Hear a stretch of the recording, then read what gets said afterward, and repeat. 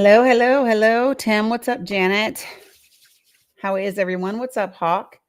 Hey, Ankh. What's up, Stacy D, Mama Steph, Jenna? Good to see you guys. I know it's been a minute. Hey, Kim. What's up, Gina? Hello, hello. What's up, Brooke? If you are joining on Facebook and YouTube, make sure that you speak because I can't see when you join. Hey, Farah. Good to see you guys. Hello. Gosh, y'all are coming in really, really fast. What's up, Tanetta? Hey, VJW. What's up? Hi, Jules, Kiki. Oh my God, I can't see everybody. It's just coming really, really fast. Hey, Candy Red. What's up, DJ? Good to see everybody. Missed you guys quite a bit. What's up, Win Dixie, Tiny Dreamer, Deb? Good to see everyone. Yeah, I haven't been on in a long time. TikTok is mad as shit. They didn't drop me all the way to sea level. TikTok is real mad at me. Hey, what's up, Denise? How are you? What's up, Tammy Lyons? How is everyone? Hey, Queen Tootie, Neuro, good to see you. Hey, Angie. Hey, Mandarific. Yeah, it's been a bit, right? What up, Chelts? Hey, Lenny. Yeah, you guys are gonna have to be on it over here in TikTok land because they didn't drop me all the way to C1. TikTok is real mad at me. You can hear that is Bella. She is still that is Bella barking with that cough in the in the background. Nice and quiet over here. I bet it is in YouTube world. It's been 111 days. Girl, no, it hadn't. It's been like 3, I think. I don't even know how many days it's been, if you want me to be honest. I don't know. I don't even know if I made it live on Tuesday. So I appreciate it, Lenny. Yeah. So for those of you guys who do not know, it has been a minute, Sandy. It has. Good to see you all. Gosh, so much. It's going really, really fast over here in TikTok land. So has it been 5 days, Sandy? Y'all don't lie. Stop lying. I haven't been live on TikTok in 5 days. No wonder they mad at me. 50, 11 days, good vibes. Bella is still pretty sick, right? So I had to take her back to the doctor today. So when I saw them on Tuesday, 4, okay. Geez, OP. Yeah, so she got sick, and whenever she gets sick, it's always a little concerning. But her cough got horribly bad. What's up, Deanna from Minnesota? What's up, Dilgrave? And so that her cough was horrendous. And I mean, just like this is the quietest she's been in a minute, and that's only because they gave her an in-house steroid today to kind of help with her lungs and things, and then put her on an antibiotic. Turns out they did it. See, you hear the barking cough that she has. But anyway, since Saturday, Sandy, damn, Candy. Okay, well, okay, I'm back. It's 2028 now, girl. I wish. I wish, but no, we are still in 2025. Although it feels like we've been on here for a minute, right? So I will just let me just tell y'all this, right? So with her, they had to do a swab and send it out. It's not bronchitis, Hunt's history. That's the thing. It's not bronchitis. And so when they send it out, it is a particular bacteria that causes a respiratory infection. And with her, whenever there is something going on with her lungs, it is not great. So yeah, so she's had to get a lot of stuff on board in order to kind of get her little lungs the support that they need. What's up, Cheryl? Good to see everybody. So for those of you guys, so let me just say this. I want to preface this. Nope, it's not any of that, Laura. It is a unique bacteria that has caused an upper respiratory infection. And you guys know she's a micro preemie, right? So her lungs need an extra boost. And so she's on an antibiotic, and then they gave her like literally we had the regular prednisone, and they were like, nah, just hold on. And so they gave her something in-house today, a really like monster of a steroid to help her lungs. So I am back. So I do want to go ahead and I have to, y'all know I have to level set over here on TikTok, right? So if you are new to my TikTok live, do me a favor, put a 1 in the comments. Thank you, Penny Donoski. Appreciate you guys sharing, gifting, liking, all the things. Hey, C, I appreciate it. What's up, Judo? Thanks, good vibes. So listen, like as much as I, really want, to keep things going on TikTok, y'all know my babies always come first, right? Grandbabies come first. And that's just always going to be the way it is. And so if that means I have to kind of rebuild things, then that's just what I got to do, right? Hey, Conchita. So appreciate that. All right. So let me just go ahead. If you are new, glad to see new people. Glad to see you, see new faces. And so let me say this. I want to go ahead and level set so that you guys know kind of how I do things in this space. If you are used to TikTok lives where people like to like fuss and argue and do and be disrespectful and call each other names, this is not the place for you. Okay. My space is not going to be the space for you, and that's fine. There are lots of places on TikTok where you can go argue with people. This is not that. Okay. This is not that. What's up, Candy? So, the way that I do things in this space is you do not have to agree with me, right? At all. But what I'm going to ask you to do is, hey, Tay, I am here. I'm going to ask you to do a couple of different things. So, one, always be respectful, right? So just be respectful. Don't use slurs, right? If you use slurs, let me be very clear, you will be muted and booted from my live if you use slurs of any kind. So yeah, so be respectful, do not use slurs. Don't spam my comments. If you got something to say, that's fine, say it, but don't say it 15, 1500, 11 times. Don't do that. Don't type in all caps, because caps are for my moderators, or receive grace. That's it. And so I think that's it. Those are the four things that I ask for in this space. All right. So other than that, we can have dialogue, we can have discord, we can have disagreement, we can have any of that as long as you do it. All those good things. Hey, Megan. Hey, Davey. So let me do this. So first, let me kind of, yeah, right, Candy. So let me just go ahead and level set. So I'm going to just preface this by saying, I am not, one of the things that I'm not going to do tonight is I am not going to talk about every single thing that Elon Musk and his minions or Trump has done. I'm not going to talk about every executive order. I am never going to do any of those things. Tammy, that's because TikTok is still banned, right? And that's okay, because subscribers, you will be able to subscribe directly through me tomorrow. So no worries. Okay. So I'm just not going to do that. Right. Yeah, Jen Pennon, that's cool. You guys will be able to do that directly through me, come tomorrow. So nope, I'm not going to talk about any of those things. Let me tell you guys why I'm not. Let me tell you guys why I am not going to, I need to put for entertainment purposes only. I do. That's a new thing now. I need to do that.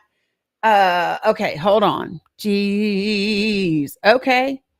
Whatever I need to do. So, and let me tell you, it took a minute for me to go live tonight because I went ahead and did everything through my VPN, right? Because yeah, I'm just not fucking around with these people. So let me go ahead and put for entertainment purposes only. I will do that. So yeah, so folks, I don't even have any of my shit up there, do I? Oh wow, really, Tori? Yeah. So this is the thing, folks. So I am the Danny Cook. Yeah, I've got the VPN going on the phone and on the computer. So let me just say this. So let me grab this thing and put it up here. So hold on for me, YouTube and Facebook folks. I need to throw something up here for TikTok. Okay. Give me just a second. Uno momento, folks. Uno momento. So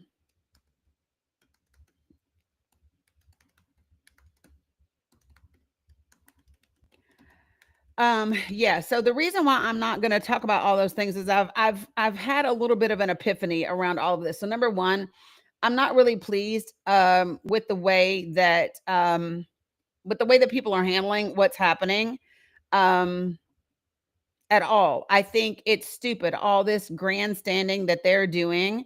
Um I think it's stupid, right? Nobody gives a shit. um the people that should care about what's happening, right, and what Elon's doing or what Trump is doing, they're not going to care.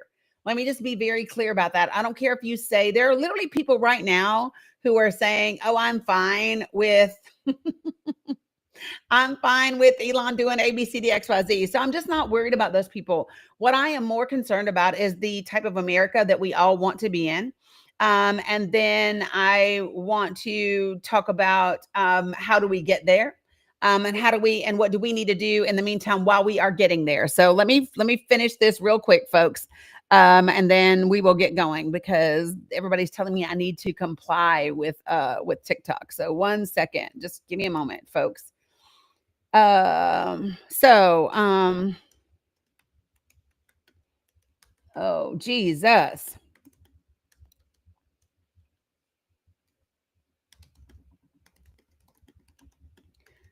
Give me 1 second, folks. I'm almost done.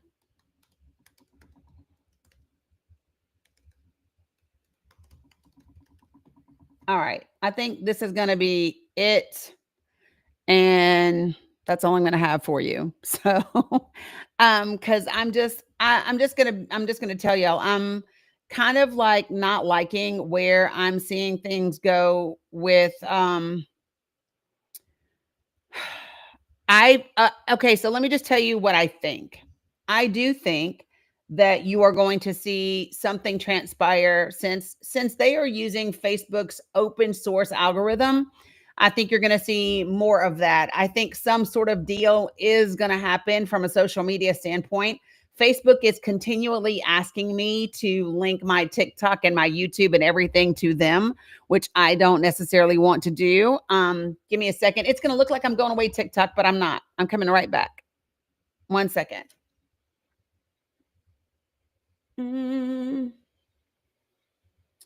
All right. So let me pull this back up. Boom, boom, boom. Okay. Can you get to the last one? That's not what I did. That's not the one that I asked for. Okay. Thank you. All right. There we go. How about that? Am I all good now? For my folks looking out for me over in TikTok world, am I all good now?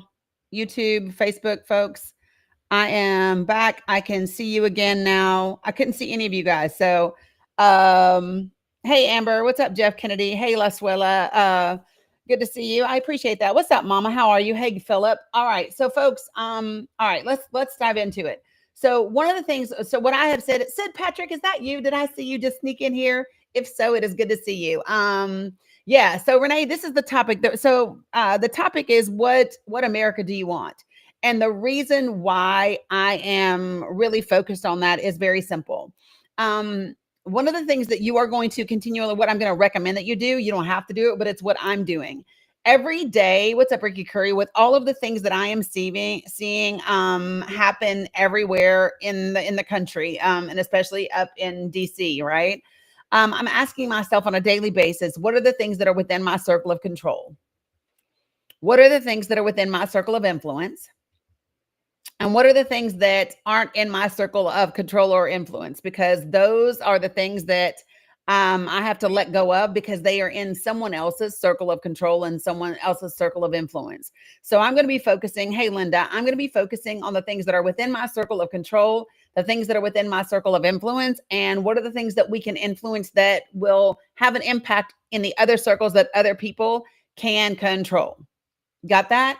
So those are going to be the things that I'm focused on. So the things that we can influence are special elections, upcoming elections, primaries, all of those different types of things, right? Things that my grandbaby has been really sick. So that's why I've been.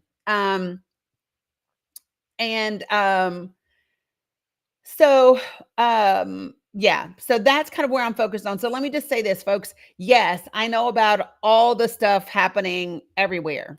Yep, I've seen all the things. I've seen the things at the Treasury, USAID, all of it. And my question to you is going to be very, very simple. Can you do anything about that? It's gonna work itself through the court system. Um, Holding your elected officials accountable for the way that they vote, for the things that they do, for the things that they don't do. That's something that you have to do, right? Definitively. And so I want to talk about what those look like. Right, Becky, we've been talking about those. It's going to be breaking news forever, but this is what you have to learn at this point, right? So let me just say this, folks. breaking news is not breaking news anymore. Breaking news is just whatever the new headline is, just so that you all understand that. So you're going to have to realize, and we're going to talk about it, Becky, in a second, but one of the things that you're going to have to realize is you're going to have to be able to see those things come through and determine what you want to give your energy to and what you don't. Because there are things that you just simply, if you try to give your energy to all of it, you will very quickly run out of energy. And I don't have the bandwidth for it. I want to be focused on the things that we can absolutely control and influence, period. I'm not getting caught up in the drama and the BS and the bullshit. I'm just not going to do it. And I don't recommend that anybody else does it either. Right. So having said all of that, so folks, I am going to bring folks up to be able to talk on the panel. So I have not been here because my middle grandbaby has been pretty sick. So that is where I have been. Okay. So here's what I recommend that you all do while we are here right now is I recommend that you subscribe and follow my podcast. The podcast is on whatever your preferred podcast platform is. So whether you are on Apple Podcasts, Spotify, Pandora, Audible, Amazon Music, whatever you use to listen to podcasts, I would recommend signing up for my podcast because that's going to be a place where you can definitely find me. I would recommend that you do my Substack, Podbean, right, Bean Dip, Sandy, all of those things. I would also recommend that you follow me. And if you don't do Meta, that's fine, right? But I am on Facebook and I will stay there because I have 30,000 followers over there. Yeah, they do, Chelsea, believe it or not. And so I'm there, but I'm also on YouTube as the Danny Cook, right? I'm on Clapper, but I haven't done much over there yet. And those are the main places where you're going to find me. My Discord is also a place where you want to be. So in my link tree, there is a link to my Discord.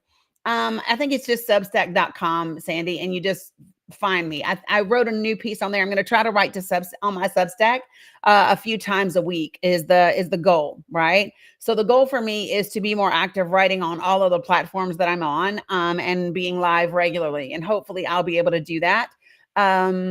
If you are, I don't know, somebody is telling me they were muted. Somebody in Discord is saying they were muted. So if a mod could check Discord, somebody is saying that they were muted and they weren't being rude. So I don't know if somebody accidentally muted somebody, but if somebody could check Discord and figure it out, that would be great. Because if they're in the Discord, they are probably not a bad place, right? Substack is a place where lots of people put out really good information.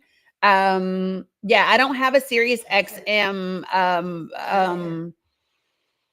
what am I trying to say? Yeah, you can go live on Substack as well. I haven't done that yet, Lisa, and I don't know if I'm going to.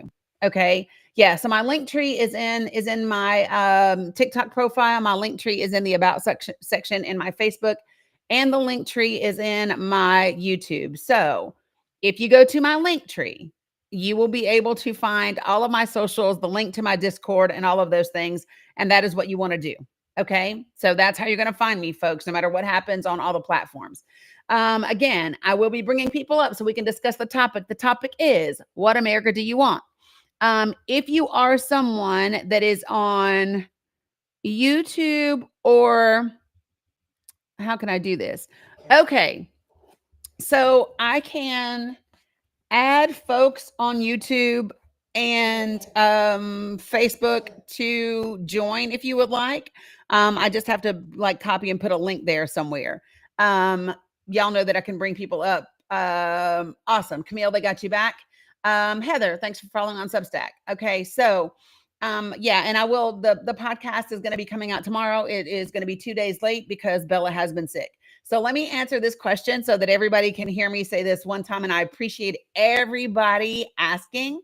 But let me just say this. Okay. So yes, Bella, which is my middle grandbaby, which is the one that was a micro preemie, which means she was 1 pound, 3 ounces at birth.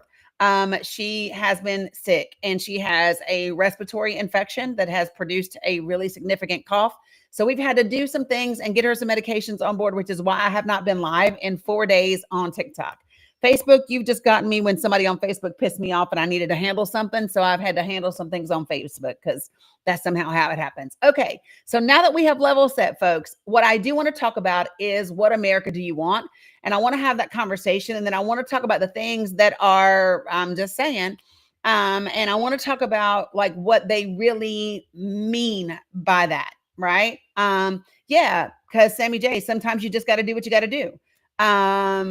So yeah, and the person that was that if y'all saw Alicia, she has still been. I woke up this morning and her ass was still responding to the same comments on the live, and I was like, girl, yeah, you are just spending way too much time on my page. And then she tagged me in another post on her page, like, yeah, I don't know you in real life. Like, I don't know you in real life, so like it's not important to me. Like, how you feel is how you feel at this point. I'm done. Like, I had the conversation. You said you were done. I'm done. I don't have nothing else to say. Right. So, if that's what you want to do, then you just do. Like, I don't know, but it just was, it is what it is. So, okay. So I'm going to bring up a couple of folks and then we will go and then we'll kind of go from there. Okay. So remember the guidelines, folks. Okay. Be respectful, no slurs of any kind. Do not spam my comments and don't type in all caps. That's it. All right. So when I bring you up, do me a favor, put yourself on mute until I get to you, and then we will go from there. And then I do have some information that I want to share with you. And then we'll go over. So how many of you guys are concerned about some of the things that are happening with USAID, that organization? And I want to talk about it from the perspective of your actual states where you probably live. What's up, Kiana? Because there's lots of information. So let me just go ahead and I'm going to just handle this one straight off the bat. So Lewis, I'm not able to invite you to the panel. So what I'm going to ask you to do is to request to come on up, or I'm just going to go ahead and kick you out of the live because I think that you're a troll, right? You have like 36 followings. You're following 36 people. You've got 24 followers. I don't think that you're real. So if you want to come on up here to the panel, then let's do that. If you don't join within the next 15 seconds, one of my moderators could just boot you and get you out the live so that we can move on and do something that is, productive. Right? Let's just get on with it, right? So, but there you go. See, 15 seconds, done. Gone for that. All right. So, all right. When I bring you up, do me a favor, put yourself on mute until I get to you, please. Hey, what's up, Nancy? Good to see you. Good to see you. Let me see if Brownie is going to join. Brownie was the first person to request up. I'm going to see if it connects. If it doesn't connect, we'll keep going. What's up, Georgia? Well, so what I want to talk to you all about with regard to USAID is the impact that it's going to have on each of your states from an agricultural standpoint. I'm not sure how many of you all know the degree to which USAID actually impacts the agriculture of your state. But I've got some statistics about that, and I want to be able to share those with you. So we'll kind of talk to that. We'll talk about that in just a second, and then we'll kind of go from there, right?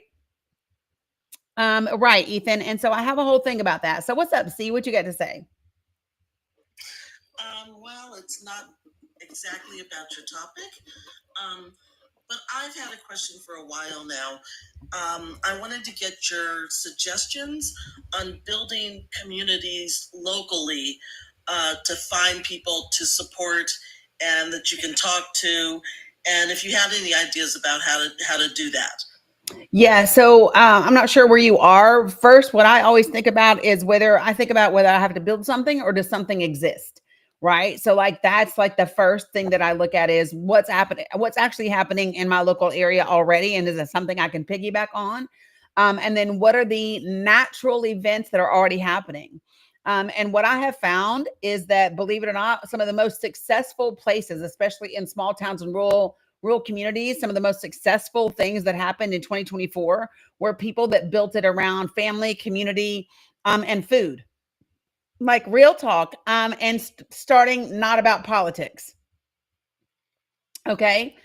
So having community potlucks, having community get-togethers, community events, piggybacking off of community things that are already happening, and being able to like connect with people and pass that information. What are the things that exist locally that you can network and piggyback off of that exist already? Because what I think sometimes happens is people go, oh, we're going to create something brand new, and then you have 4 or 5 different smaller things that are not all connected together. So in communities already, you will see things like red, wine, and blue. You will see oh my God, indivisible. You will see a lot of different things that exist already. And yep, see, Auntie Tiff just said indivisible, which is one of the things that I said. So there's different organizations that are already out there. One of the ways that you can find out some of them is contacting your you can do it one of 2 ways: contacting your local Democratic Party to ask them about other organizations, or find the issue that resonates most with you and look for organizations that are in that area that are about that particular topic. So if you are a pew rights individual, if you are immigration, if you are women's health care, if you are whatever, there are going to be organizations that have a movement or something that you connect with. You can also search on mobilize.us to see what's happening in your area. That's also a great place to start looking, is if you go to mobilize.us and then you put in you can search by geographic area, and you can see everything that's happening in your area and plug into one. It might be trial and error. You might go like meet one group and be like, oh no, these are not my people. And then sometimes they might be. So it might be hit or miss at first. Okay, well, I'll try that. I'm trying to get on the localized site, but it's not. Mobilize. GoDaddy thing. Mobilize. .us. Yep, mobilize.us. Let me see. I can probably pull up the link real quick and throw it in my link tree. Mobilize.us. And when you go there, what's cool about it is you can filter it and you can pull out a map. So I'm going to drop the link in my link tree. That way folks can find it that way. So that will be helpful. Watch putting put the dot in parentheses, guys. TikTok doesn't like it when you put links, full-blown links in the comments. So let me put this, I'm going to put it in my link tree for you.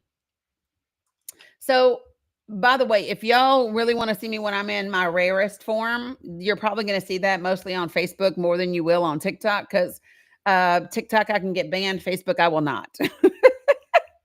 So I say pretty much anything over there. And I do. So there we go. Okay, so I've now put it. It is the second link. The second link in my link tree is for mobilize.us. Okay, great. Thank you. You're very welcome. No worries. I appreciate you. It's a great question. That's all I wanted, so I'm glad you're back. Yeah, thank you. I'm glad to be back. Okay. Yeah, appreciate you, sis. All right. So yeah, so folks, listen, the thing about Facebook is I've been on Facebook since, before my first grand was born. And so a lot of people that are over there, I know actually personally, right? And because what's up, Chris? And yep. Chris, I'm gonna give them all to you, and so that you guys know. You listen to me loud on your walks. Yeah, it happens. So, all right. So I want to kind of dive right into this. The reason why I'm asking, the reason why the topic is what America do you want, is because I think that that's the question that we have to be asking ourselves and each other. I think that is going to be the conversation that builds bridges and helps us get there, because the link tree is on TikTok, the link tree is on Facebook in my about section, Laura, and the link tree is on YouTube as well. So the link tree is in all the places, so you should be able to find it. So let me just say this. The reason why this is so important is you've got to get clear about what America do you want, and then make the people that you're speaking with be concise about it. Be clear, be detailed, and not just talk bullshit. I'm just not here for BS answers. I'm not here for political answers. I'm here from a real question. Ask yourself, what country do you want? And that's going to be the most important thing that you can ask yourself and the people that are in your community and in your circles of influence over the next 2 years and every single year after that, because that is what's going to be required. What's up, Teresa? For us to be able to kind of move things forward, it is to take it out of politics. It literally, you're going to have to kind of. It's not about are you a Democrat, are you a Republican, because like honestly, both of them have fucking issues. And while we have to vote one of those two ways, because that's the way that our election system is set up right now. What's up, Joan? The reality is just simply this: it is going to be up to the people to determine what kind of country we want to live in. And so that's the conversation that I want to have right now. And then we're going to talk about practically what does that look like in real life. What does it look like in real life? No, I don't want to co-host with you. And so we'll go from there. All right. So Chord Striker, good evening. How are you? Hello. Up and down. Up and down. I got that. Yeah. What you want to say? I guess for the subject about what kind of country I Oh, really want. hold one second. Sorry, I don't mean to interrupt. So Cheryl, Surge is amazing. I know the woman who runs it. They are just fucking phenomenal. So Surge is the bomb, and I say yes, yes, yes to them. Okay, sorry. Go ahead, Chord Striker. You're good.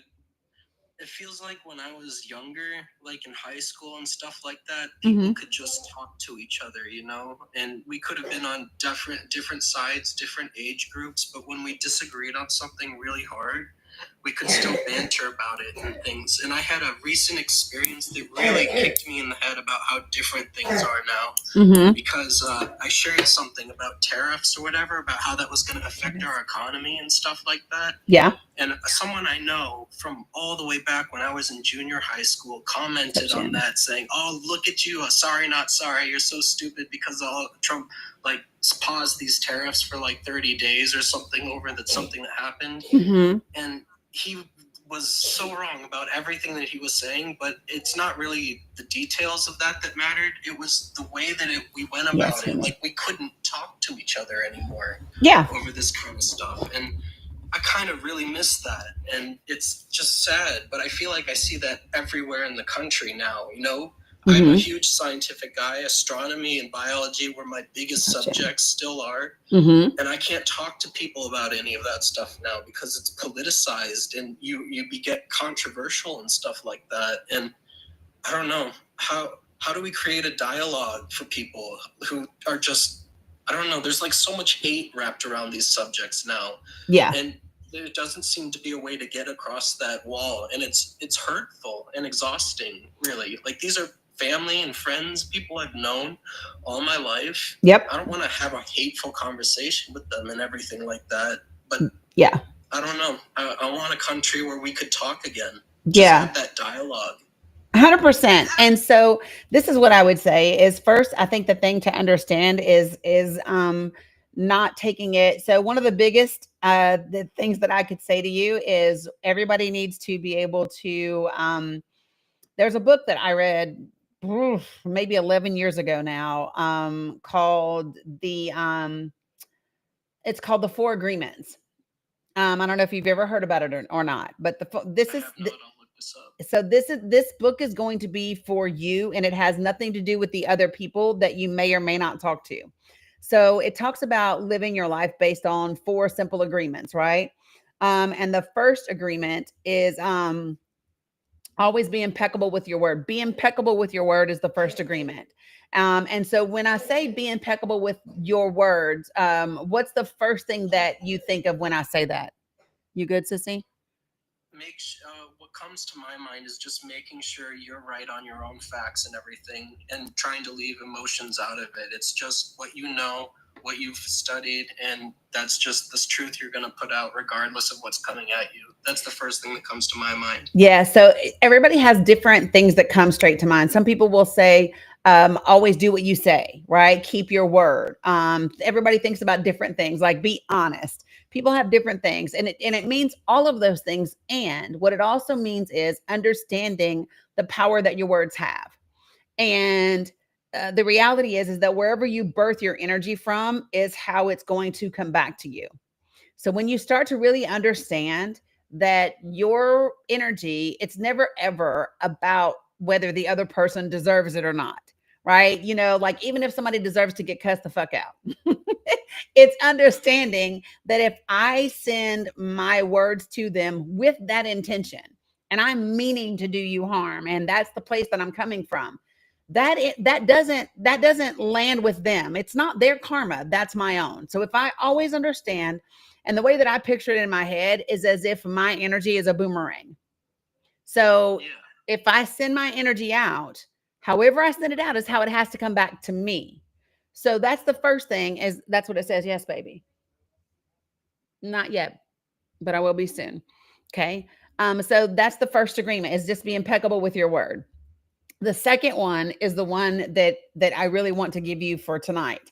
The second one is don't take anything personal. Yeah, that's a harder one when it's like family and stuff like It's that. the I'm harder sure. one all the time, because we are, the way that we are built as human beings is we think everything, we take everything personal. Even when you're a, think about this, when you're a toddler, when you're a young one, and let's just say that every day your mom gets home from work, she comes through the door and you do your little toddler dance, and your mom and your mommy just smiles and she's like, oh, da, da, da, da, da, da, da, right? That's the normal reaction you get from your mom when you do your toddler dance. And then there's one day mommy comes home, you do your toddler dance, and mommy doesn't smile. And mommy still is whatever. The first thing that we do is, what did I do wrong? Did I not do my toddler dance right? Is mommy mad at me? Isn't that the first thing we think is, what did I do? Like, are you mad at me? What did I do? Like, that's just what we do, right? And so what we don't think about is, that day maybe mommy got fired from work. Maybe mom had a flat tire on the way home. The when things are really great in our lives, we respond to people differently. And so it's not really about that person, but it also means good things. Because here's the thing, if people love you, it's not about you. if people Interesting. if people love you, it doesn't really have shit to do with you. It has to do with them. What it means is that there is something that you are saying, something that you are doing that resonates with that person, and they agree with it, right? And because it resonates with them, then that means you're great. But if it doesn't resonate with them, then you're not great. But it still doesn't have anything to do with you. It has to do with them. So if you know that whether somebody loves you or doesn't love you doesn't have anything to do with you, but all it has to do with is them, then instead of letting the opinions of other people take you really, really high or really, really low, right? You can just be like, nah, I'm amazing no matter what you think. Right? Yeah, it's an And attitude thing, right? yeah, it's don't take anything personal, not the good, not the bad that people say about you, because it doesn't really matter. They are saying that about you based on who they are and what they think at that time, and what there is or isn't about you that resonates with them, right? We're still friends and everything, which I'm happy about. I always have that hope that maybe in the future, like things will change and we can talk again and stuff Well, like that.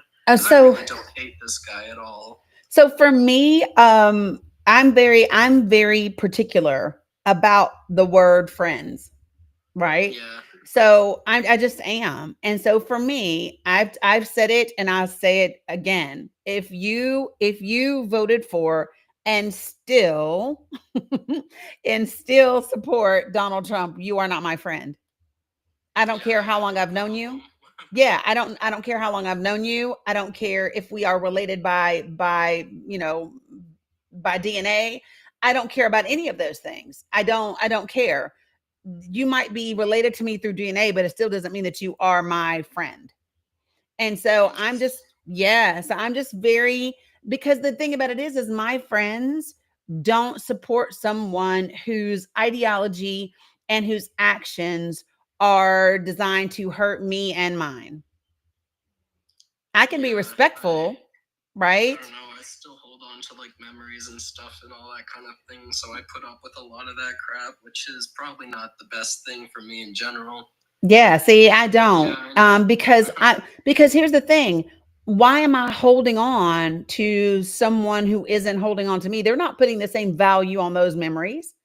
They're not putting those values on me, and I'm definitely not going to be holding on to a relationship that is inauthentic.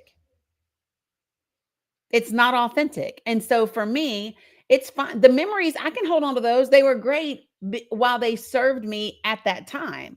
But what I understand is that people, maybe that person no longer serves me. Maybe that relationship no longer serves me. And it's okay to let people go. It's okay, no matter who they are, to recognize that some people just aren't meant to be with you for the long haul. And if they are meant to, then they will come back. But where we are, for me at least, where we are is so critical that I don't have time to have people in my inner circle who are going to be drilling holes in my boat while I'm trying to fill it with water.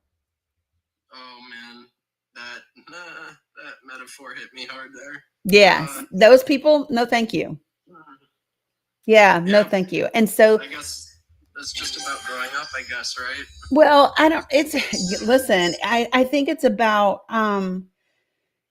really kind of understanding the difference in, okay, so this is what I always say when I'm working with folks, right? If you are in any relationship, I don't care who it is, in any relationship, if you feel unheard, unseen, unvalued, and unaccepted, it's not an authentic relationship. So whatever relationship you're holding on to isn't real. Yeah, that makes sense. If I can't be who I am, if people don't see me, if people don't accept me, if people don't find me valuable, if people don't hear me, then it's not authentic. Yeah. The version of me that you're getting isn't me. And so what am I holding on to? Something that isn't real. Yeah.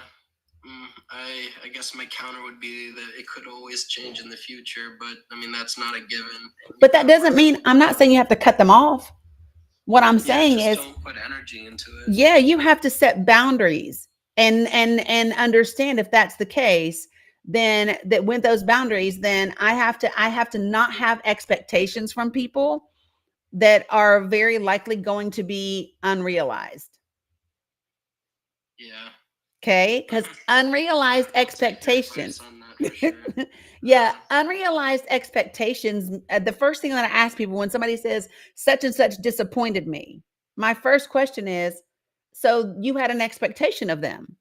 And they're like, well, yeah. And guess what? The next thing I ask is, well, did they agree to that expectation? Definitely not. Yeah. Because we do that. So listen, we have expectations on people based on their relationship with us, based on their title. We have expectations for pastors, for teachers, for brothers, for fathers. We have expectations based on the title or the relationship that people have in our lives. But if they haven't agreed, because different people have different ideas of what those things mean. And so you have to make sure that the people in your life agree to your expectation. Well, and you think that's the way eventually to create a dialogue in the future if everyone just sort of independently focused on them like that? Yeah, 100%. So there's a great book. I'm always pulling out books. Hold on. Yes, thank you. I appreciate that. I love it when you bring up references. Oh, I almost dropped this big old thing. Okay, so I have both versions of this book. My older version is more marked up, of course, than the first version. Okay, so there is a book. Have you guys ever heard of Susan Scott? What's up, Monique? Yes, yeah. She's an author. So she has a phenomenal book called Fierce Conversations. There's two versions of it. But that sounds like a book I'd like. Oh my gosh, this book is so good. So it talks about how to have conversations, not only like mineral rights conversations within yourself, but conversations in the workplace and family. And there's like some steps that you go through. So give me a second and I'm going to pull a couple of these up just to kind of give it to you. Yeah, thank you for going through the effort. Yeah, no, these are fantastic and phenomenal, which is why It's really, really, really important. I used to have this particular page to be bookmarked so that I could go right to it. But give me 1 second, folks. It's really, really good. It's the steps that you go through when you're having this conversation. And so, like, one is you have to name the issue. All right. Stay safe, Ethan. I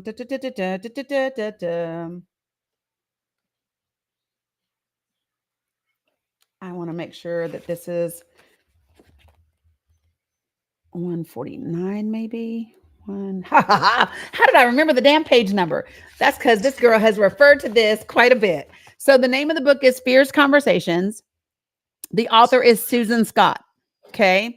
And I'm looking in the old book, right? But so in the first edition, it's page 149, right, Laura? And here are the steps, and I'm going to give you some examples. And folks, this is good to know in every. Thank you, Camille. Yes, that's the book and that's the author. And y'all, this is so good. It is life changing when you do this. Yes, Sherelle, I haven't been here. Bella has been really sick with a upper respiratory infection, and so I have been taking care of her. But here we go. So one is, and you have to do all of this, guys, in 60 seconds. Okay, 60 seconds. The first thing is name the issue. Okay. Second is you have to select a specific example that illustrates the behavior or the situation that you want to change. Now, key, do not do this in the heat of the damn moment because it will never, ever work. Don't wait until you're mad at somebody and then want to give a specific example of, well, you know what you do? Nuh-uh. This is a different, you don't do it in the heat of the moment, right? But so it's name the issue, give a specific example. It's really great if the example can be something that's been recent, something that's happened in the last 90 days or so, right? 3, describe your emotions around this issue. And this is the part that a lot of people have trouble with because you have to be vulnerable and authentic in the way that you feel. And a lot of people don't want to do that. My circles.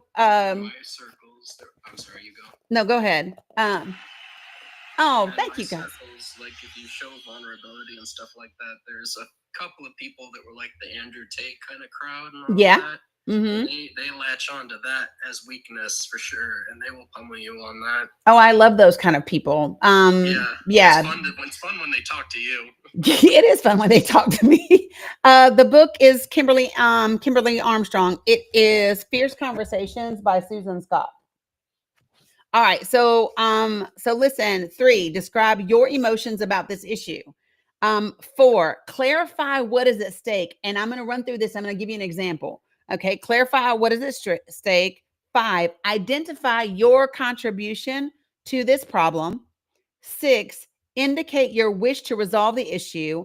And then 7, you invite this person to respond. Now, the reason this works is when you identify how you contributed to it, you take all the blame off the other person, right? When you indicate your wish to resolve the issue, that's a great thing because you're letting the person know that you want to hold on to the relationship. You want to make it work, right? So now they're not like, oh, this person doesn't care about me. They understand that they are valued. And then you invite them to respond. So in the situation that you were talking about, I'm just going to kind of, the person that was talking to you, that responded to you and called you the names and said, well, you look like an idiot because of the terror of conversation, blah, blah, blah, blah, blah. And let's just say that this is a friend, that you miss your friendship. You miss being able to talk to them about certain types of things. So this is the way that this goes. Hold on, Alex. So this is what I would say. So I would say, all right. So John, is it okay if I share something with you? Right. I'm not in Tennessee, Carlos, but yes, they are. Sorry, tornado warnings in Tennessee. Okay. So the first thing I would say is name the issue. Now, the key is the issue is not how that person responded to you. So you're not going to say, listen, can I share with you, when you talked to me the other day, you made me feel, nope, that's not the issue. What's the actual issue? The issue is you can't talk to them anymore. You can't have a normal conversation without it being politicized and turning into something that is derogatory and name calling and hostile. That's the issue. So make sure that you are doing it when you're naming the issue. A good rule of thumb to always remember is the issue is never about someone's behavior or words. Okay. Yeah. Okay. I guess it's good in those moments too, not to make it about them. Too, It's not. I did something similar to that, but I kind of went Yes, overboard, Brandon. and I'm just like, this is who you are as a person. Yeah. Well, and sometimes you're not wrong, but it depends. Like if you want to, that's not productive. Right. Exactly. So this would be the thing is, so listen, I wanted to share something with you, and it's not about you. It's about me. And kind of like this realization that I've had. Right. So I miss our relationship and our ability to talk about things from just like a objective, rational, maybe even scientific fact-based conversation. I just miss being able to have a good healthy debate that doesn't become hostile or politicized, right? I missed engaging dialogue and even debate that isn't angry, right? I miss that part of our relationship with you, right? I miss that with us. So like, the other day I put up a post about tariffs and you like called me stupid and made it about Donald Trump and not about like actually about tariffs. And I was like, well, holy crap, like where'd that come from? Right. And so I just don't want that. And it makes me feel like, are we not friends anymore?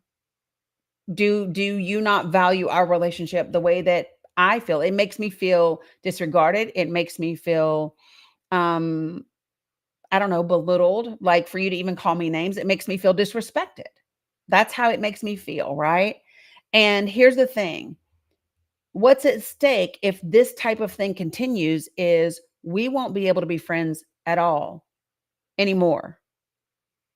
Like at all. Like I will have to put up a boundary where this friendship, doesn't exist anymore because I don't want to be in friendships where I can't just have regular conversations anymore with people, right?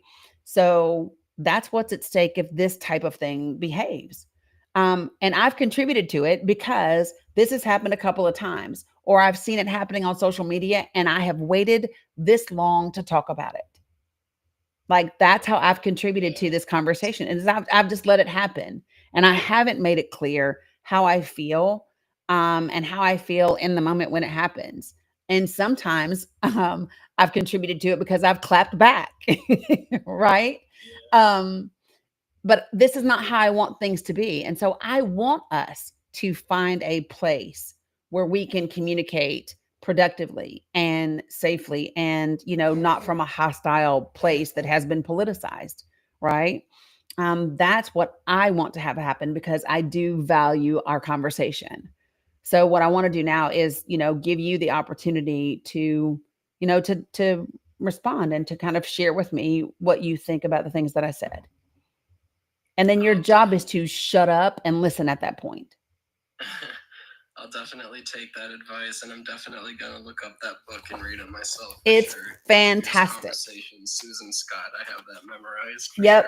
Sure. So like when I like in my coaching programs, I talk about using this, and especially this, and there's another part of it that is just for you to use with you called having a mineral rights conversation with yourself.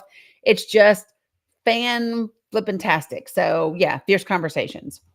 And Absolutely. Then the 4 agreements, not now. And remember, don't take it personal. You can't have any expectation because however they do or don't respond has nothing to do with you and only to do with them. And so what you have to be good with is that no matter what they say, you did your part. Yeah. Okay. For sure. I know. And that's it. I asked for the advice and I got it for sure. Yep. Thank you. I'll let someone else come up. Cool. You're welcome. No worries. Appreciate you. Yeah. So I love the 4 agreements.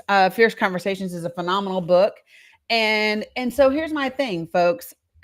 People have seen me. I have a lot of patience with people unless they become really, really, really disrespectful. And then I have to kind of snap back. Right. And I will, because I come from this motto and I'm frank with people about it. So my motto is do no harm, and take no shit.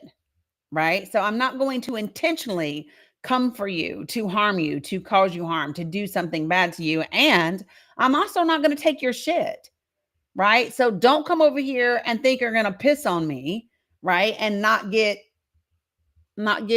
you know, because sometimes I'm still a human being at the end of the day. Right? Um, and right. And sometimes, I have had conversations where it has started out hostile and ugly. And then we have been able to get past that, right? And sometimes we can get past it and get to a great place, like me and Bevan. Like the conversation with Bevan and I ended up beautifully. And it started off rocky as hell. If you all remember that conversation, the Facebook Live where I had Bevan on it, right? It started out really like, rah, rah, rah, rah, rah, and then it ended great because we were able to get past it because that was someone who wanted to meet me that way. No, it was a Facebook Live that I did, and he was a nurse. I'm not sure if he did at not right. And Alicia was the opposite. And Cleelon also. Cleelon was another one that ended really, really great. Right, from Tennessee. And so this is the thing. And for me, I'm okay letting it hey Raquel, I'm okay either way. What's up, Indigo Spirit? Um this is just I'm okay either way because what I know at the end of the day is that I 100% gave it the opportunity for it to end well. And I know that with every conversation, even with Alicia. And here's the difference. Do you want to know how I know that she doesn't feel the same way? Is because here's the difference. We are what, a day and a half after Alicia, and I'm not commenting back to her. I'm not tagging her in posts. I'm not whatever. But she sure is doing it with me. She sure is like responding to all the damn comments in the live, right? She's still putting posts up on her page, right? Doing the same thing, right? That's somebody who recognizes that whatever it is that transpired, there's something that's not finished for her. Whatever she's feeling, it's not finished for her. I'm good. I'm moving on with life, doing what I got to do. Right, Linda? Just saying, right? Yeah, whatever it is. And this is the type of place. It was somebody on a Facebook Live, Truly Yours. And so this is what I'm saying. You have to make sure that you know who you are and that it is not contingent upon what anybody else does or doesn't do with you and where it comes from. Period. Let me go ahead and I need to say one more thing, folks. This is the weekend where everything is finally set up and you will be able to subscribe to me and choose. I will have 3 different subscription levels. Phantom of I have talked through them and worked through them all. And you will get an email that describes what the differences are between those levels. If you were subscribed to me on TikTok and you were doing the $3 a month, that option will still be available with all the perks that still went with it. But if you want more of what I do, whether that is, some of my courses and coachings and all of those, then those are going to also be available.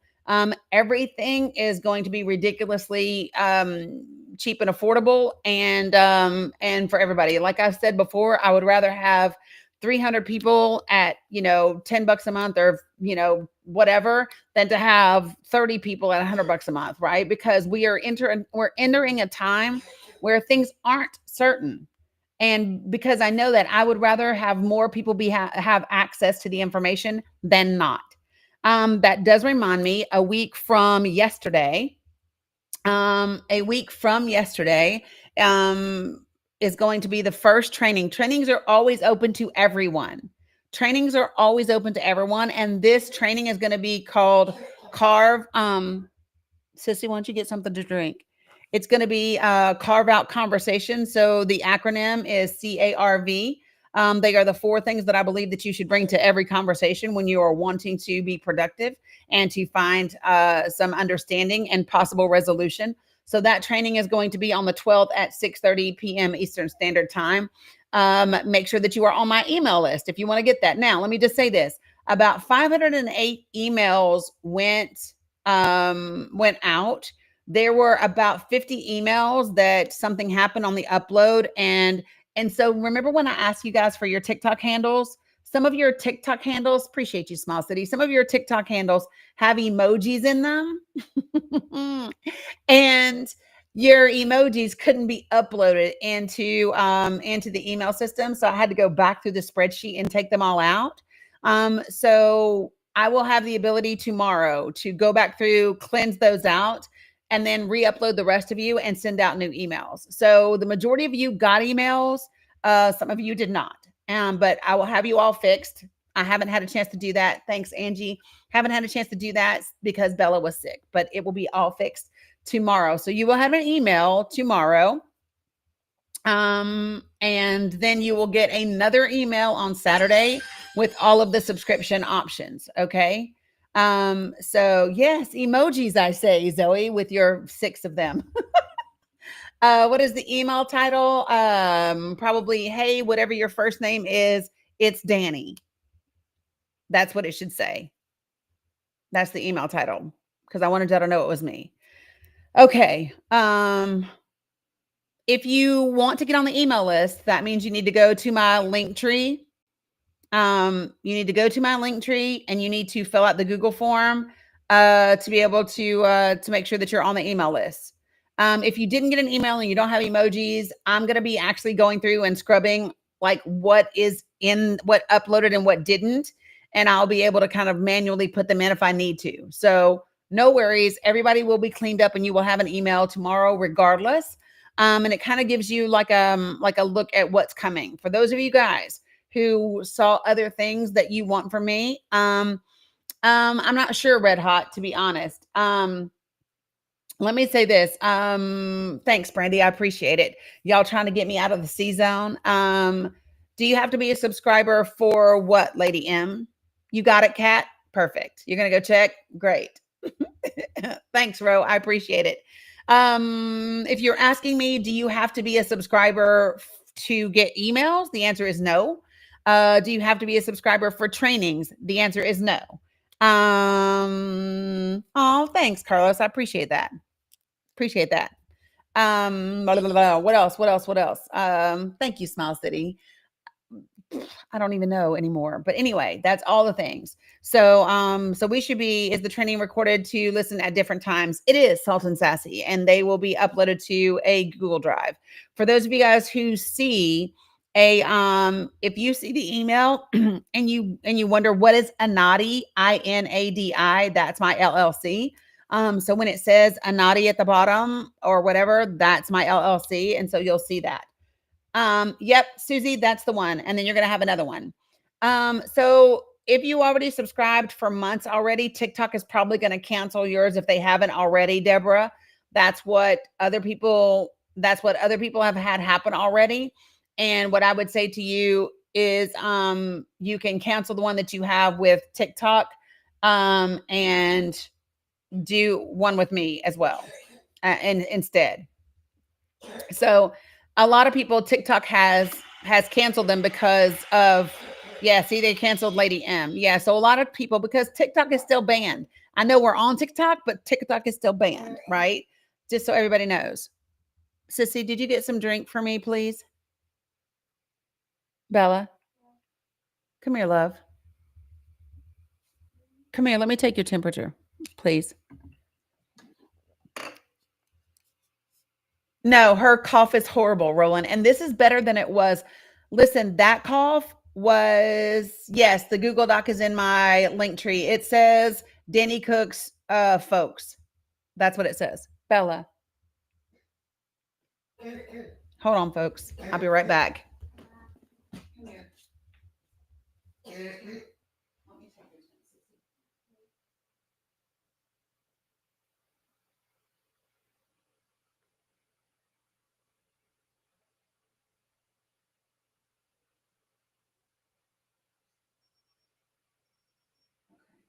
I'm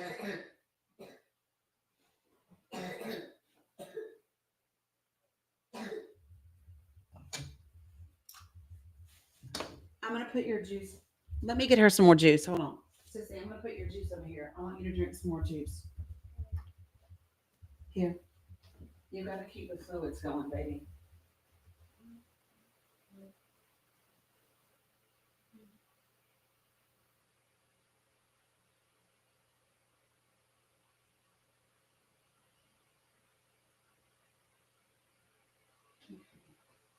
If you want to sit on my lap, let me know, okay? Okay. And I'm just gonna go ahead and tell y'all now, when she is sick, it's just a thing. Especially with her lungs. Um, it's a thing. Appreciate you. Thanks, Brandy. It's a thing for us. Y'all got to remember she was a she was a micro preemie. She was in the NICU for 91 days. So anytime her lungs sound like that, it's just not like it's not good. And so yeah, so that is why I have not been live on TikTok for 4 days, because she has sounded like that. It's not croup. Erica, she was at the pediatrician's office twice this week. It's not croup. She has an upper respiratory infection. It is a particular bacteria, and they had to send the swab off. And they just got it back today, this morning. So thanks, Shannon. Yeah. So I know it sounds croupy, but it's not croup. It is a particular, it's a particular bacteria. So yeah. So she sounded like that. And I'm talking, D2, don't make me lie. I don't remember the name that they said. But yeah. So, cause I called them this morning and I said, hey, she sounds, and she could hear her coughing in the background. And I was like, she's been like this all night. And she was like, just bring her in. I've got an 11 a.m. And so as soon as I got back, and when her doctor listened to her today and heard her, yeah, she's on antibiotics, but she heard her coughing like that. And she was like, oh my God, this hurts my heart to hear her. And so she asked Bella, she said, does your chest hurt, baby? Because the cough is just, and she's tiny. Y'all know she's tiny. So, yeah, so she's augmenting, and they gave her a steroid while we were there. She said it's a heavy duty one. Okay, Cheryl. And she said that it's a heavy duty one that stays in her system for 3 days. And then she's on the augmentin. So, so I'm just doing what I'm doing. I'm being tutu, right? So, appreciate you, Brandy, as always. Yeah. So, it's just yucky. And I don't like it when I have a hard time. We all do in the family, if I'm just being really honest. It's very, a lot of people, just to talk about kind of like what this looks like, right? A lot of people don't realize, and I did okay, Michelle, I did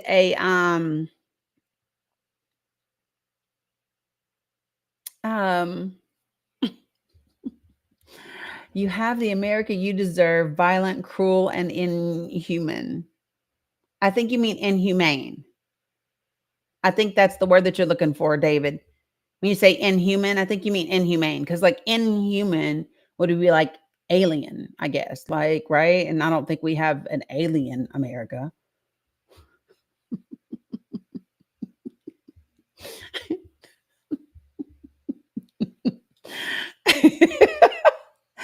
Listen, sometimes you just have to laugh at people, right? When people just come in and you just like, dude, what?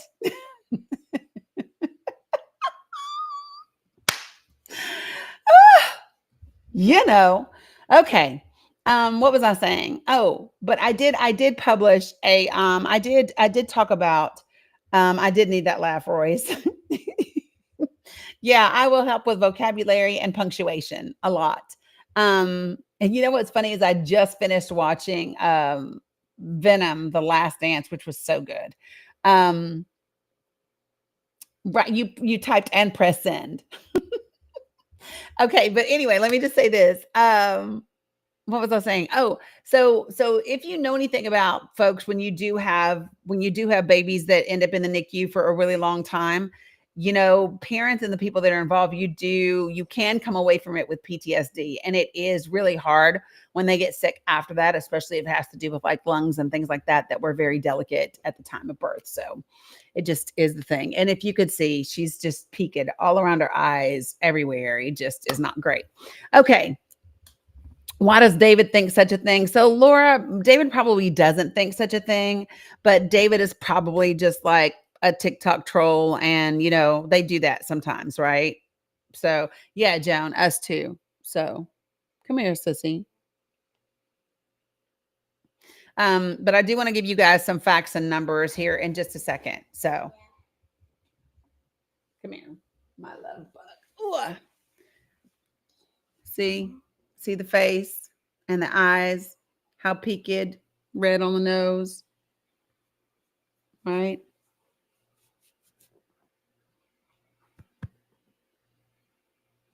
Mm-hmm. Is he answering the prompt? Well, I don't know. He said it to me, right? Yeah, Mila went home just a little bit ago. So Mila went home. I needed a breather. Oh, you got it? Okay. All right.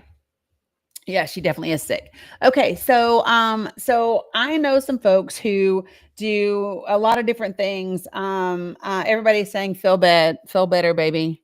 She's curled up in a blanket on the couch. Yeah, so I'll probably snuggle with her later, and I will leave the rest of work until tomorrow. I wanted to go live tonight first, and then I'll get up in the morning and I'll do the podcast episodes. I have a couple that I need to do, and I want to go from there. But the reason I want you guys to have these conversations is it's about a couple of different things. So, how many of you guys have seen a really good article by Axios about the states and how? Yeah, I've had her for a couple of days, Candy Red. I told her, Mama, I said, listen, what time you getting off work? Because I'm gonna need you to get her. Yep. So I got her a probiotic for the augmentin.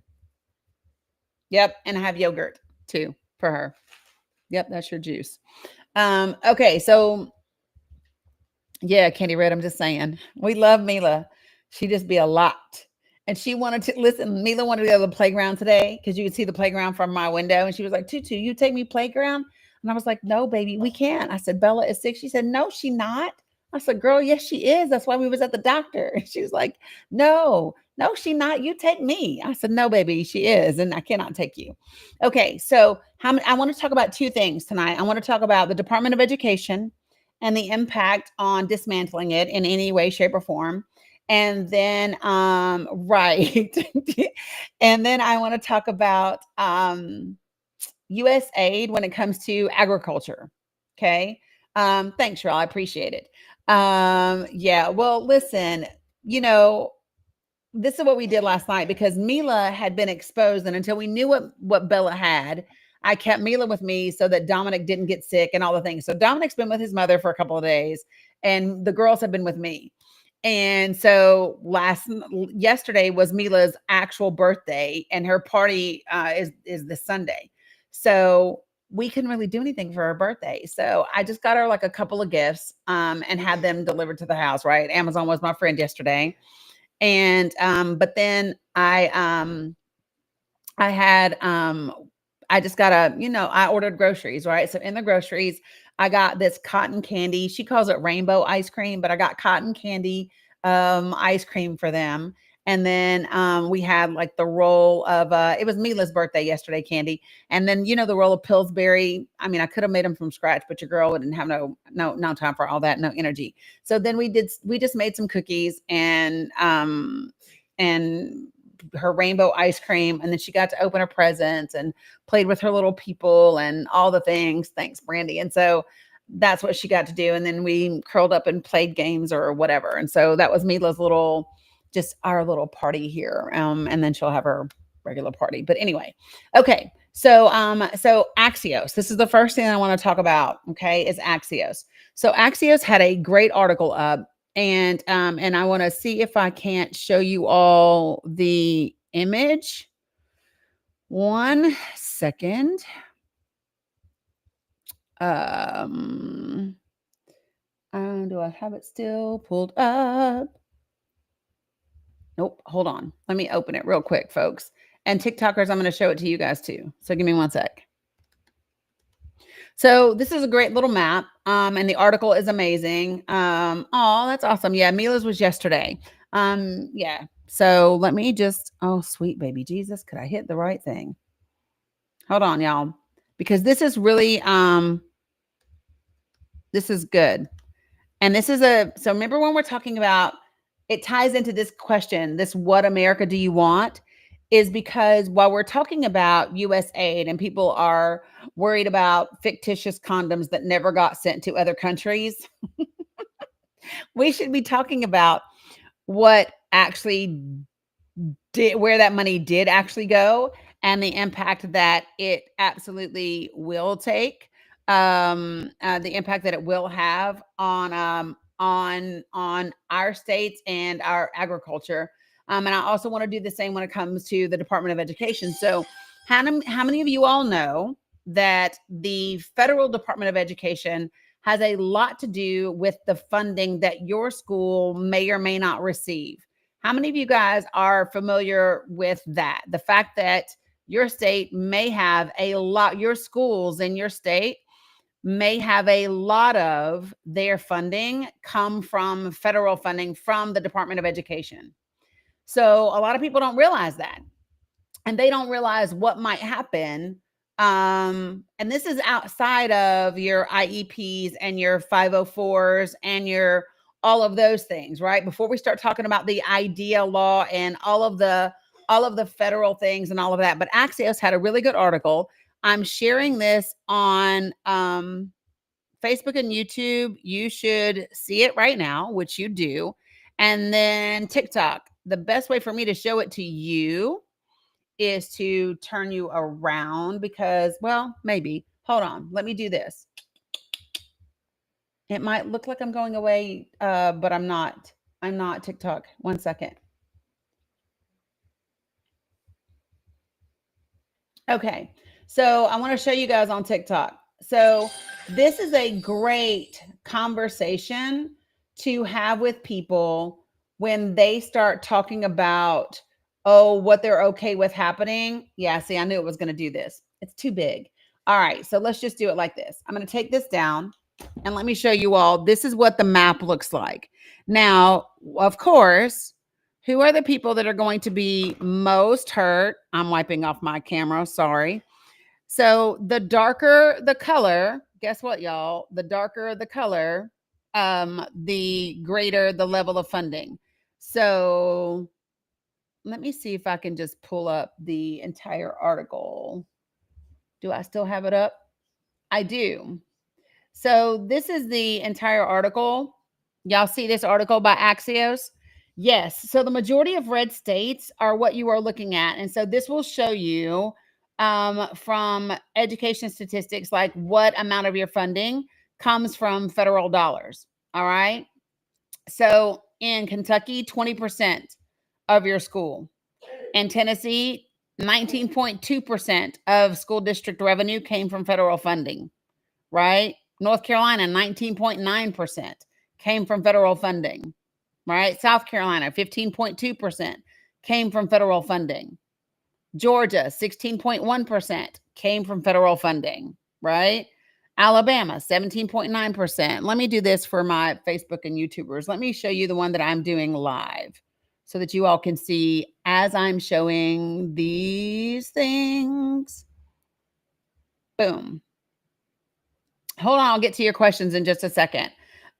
So Florida is 17.1% came from federal funding. Mississippi, 23.2%.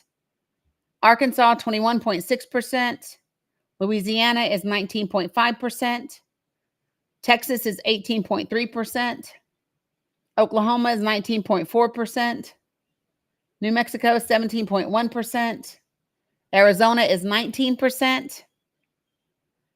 Nevada is 16.2%. Idaho is 18.2%. Montana is 21.1%. South Dakota is 21.8%. North Dakota is 18.7%. Wisconsin, these are the lighter ones, right? And then you get to West Virginia, it's 18.9%. So you can see that it is predominantly the red states that have a lot of their funding is from the federal, it's federal funding, right? So when you think about this, federal funds fill in the gaps, and the federal funds have a lot to do with those areas. So if you go, this is a great, how about I do this? I will put this article in the link tree. Will that be helpful for you guys? I'll put the article in the link tree for you. Whoops, hold on. Oh, you want me to look at Alaska? Yeah, 20.7%. Yeah, so I will put this, awesome, Janice. So I will put this article in the link tree for everyone, but I wanted you all to see it because, you know, I don't think that people really have a appreciation for exactly what's at stake and the potential impacts that could happen. Hey, Kathy, good to see you. So let me be clear. When we talk about the Federal Department of Education, where we talk about it fills in the gaps, a lot of that federal funding is contingent upon federal laws around IDEA, right? How many of you guys, I know that my TikTok folks are, yeah, I know, KT. How many of you guys are familiar with the IDEA law? I actually have a mom who has a child who is differently abled with significant medical issues that is very concerned about this. And we are going to talk about, right? We don't lose IDEA, but we lose funding it. Right, Cheryl? And so it is the Individuals with Disabilities Education Act. And so that law is there, but the funding for it, when you think about your IEPs, when you think about your 504s, when you think about all of the different things that supplement our children that have disabilities, right? In our school systems, that federal funding for it goes away. You know, when we think about the Federal Department of Education. And, you know, I actually saw, so I'm just going to be transparent with y'all, right? So, a friend of mine has a little girl named Claire. 504 is the ADA, the Rehabilitation Act. Thank you. Right. They stay, but no funding for it. Thank you, Cheryl. Cheryl's a teacher for y'all that don't know, and you can't see her over here. Thank you guys for hitting that live goal over here on TikTok world. I appreciate it. Cheryl is our resident fill in the gap when it comes to teachers stuff. So right, Laura, individual aids, things like that. So, you know, Bella has someone who individually works with her on a regular basis for certain things. And you lose funding for that. So what if you are not in a good school system that is well funded? What happens if you live in other areas where maybe the funding is not as great, whether that's rural communities, whether that is inner cities? What happens when you're not in a school system that has really good funding that, you know, might be able to kind of fill in some of these gaps? What happens then, right? And so those are the things that are being concerned. So when we have these conversations, this is something that, this is the way that I would approach it. If I were sharing, wow, Eric, that sucks. I hate that. Oh, why did I call you a teacher, Cheryl? Because you sound like a teacher. She's an IEP advocate. Sorry, Cheryl. I just labeled you a teacher, girl. Who's our teacher? We have somebody on TikTok who's a teacher. Why do I feel like we have somebody who's a teacher? Well, Shane, let's talk about that. I would love to talk about that. Oh, Shane, I can't request you up to the panel. Shane, why don't you request to come up, Shane?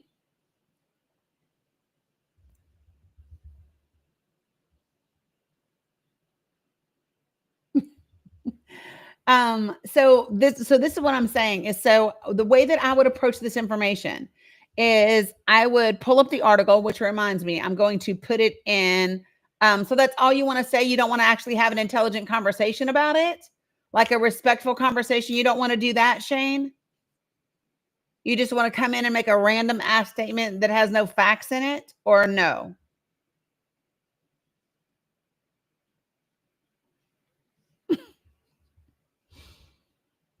It tickles me when people come in and they say, "Oh, one where our country doesn't send money to other countries."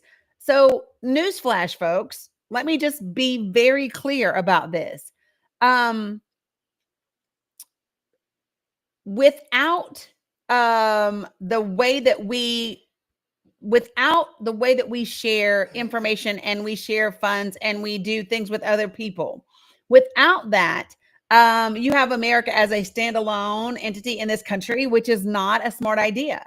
It is not something that will be beneficial for us. We will not do well. It is not what you want. This idea that this America first, let me just tell you guys, this is not the first time that we've heard this America First initiative.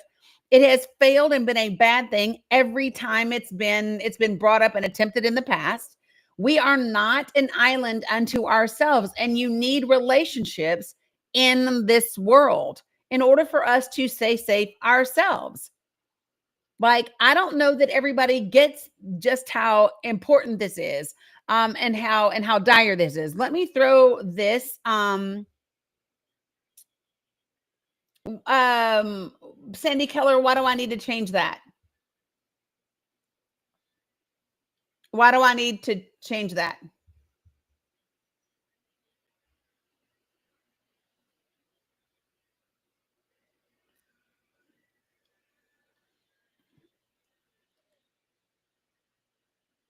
Should say education. Oh, thank you. Oh, Sandy, did you tell me to do educational and my ass typed entertainment? Or did you tell me to do entertainment? Jesus, I don't know what I did. I was like, what? Y'all, my brain is mush. Your girl is tired. Had a lot going on this week. Let me do this and let me put shut up. Don't laugh at me, Mandarific. Let me put this. I also need to put this link in the link tree. Yeah, educate. See, y'all, your girl is tired. Hold on. Okay, there. That just happened. And Linktree. Let me do Linktree so I can drop this in here for you guys so that you have something to refer back to.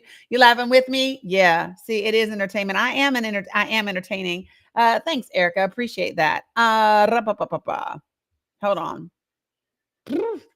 Holy jeez. Shut up, Brittany.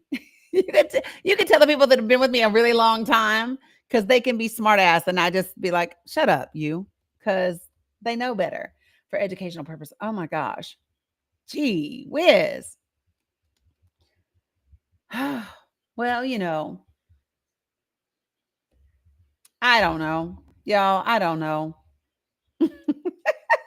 It's okay, right? It's okay. All right. So I got that done. Let me get this down. Let me put this in the link tree for you guys while I'm here. So that article that we were just looking at from Axios is now, as soon as it populates, in the link tree. And here it goes. So now let me share with you guys how I would approach this Axios information and a couple of things. No, it's not a new trend. It is called when you are very, very tired. That's what it is.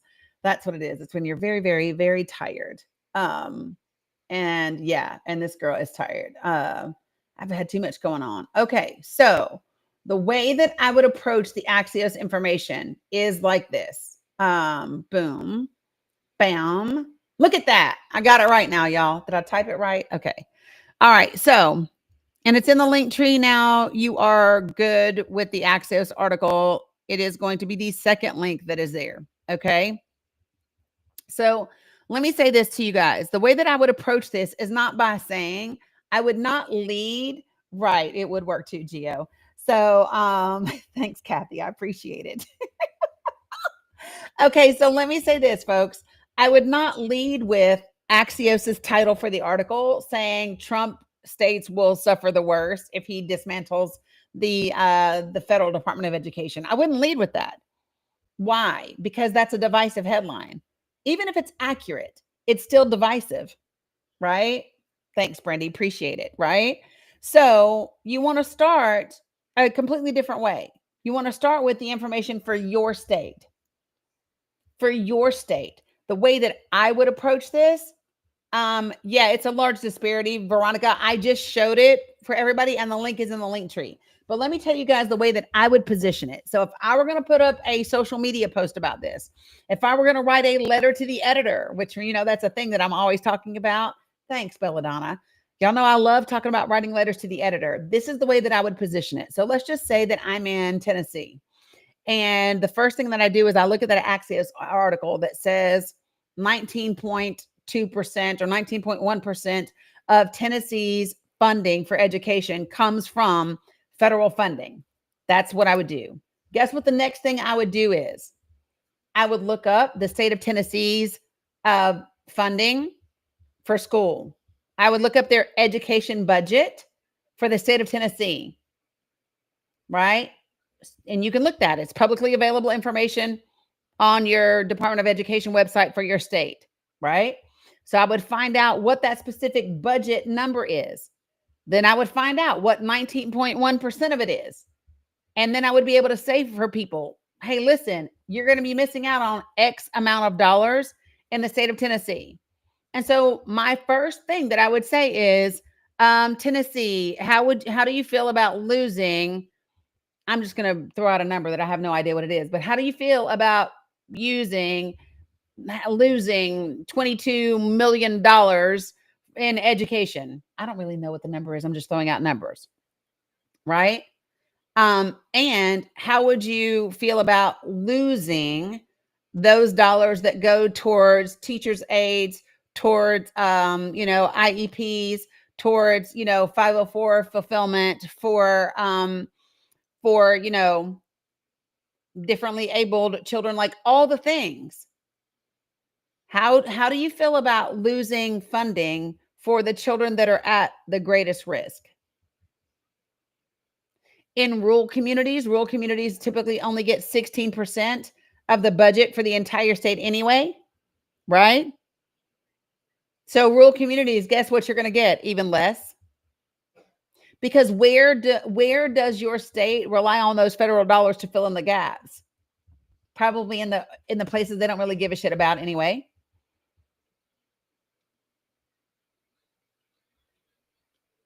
Right? So, Marcy, when you say they're not going to be taking it away, what are they going to do with it? You think they're going to reallocate it to the states? And who's going to determine how much they're going to get? And how do you think, and let me just ask you this, do you trust your state? Do you trust your state to allocate those funds? Or are you in a state like Tennessee that believes that they should take your funding and use it for vouchers to send kids to private school? And most of the people that have private school, right? Most of the people that are using these vouchers are people that can already afford the private school. And by the way, have you seen how that is working out for the states that have already implemented it? Have you seen what their new school standard testing, have you seen what their new education scores are?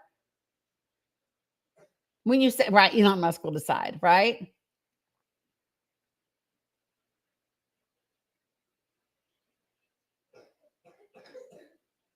So again, these are the questions that you have to ask. Yeah, Lori, I wouldn't trust Tennessee either.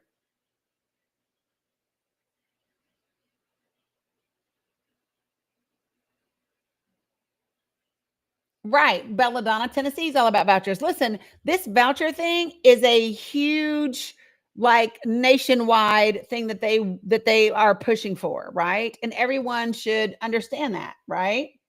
Everyone should understand that and who benefits from it. So, hey, Kevin, I'm going to request that you join the panel. That's what I'm going to ask you do.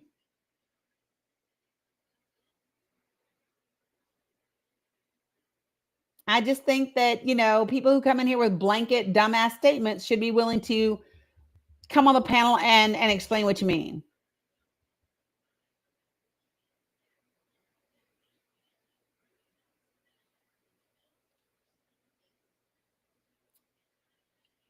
I that's what I think you should do.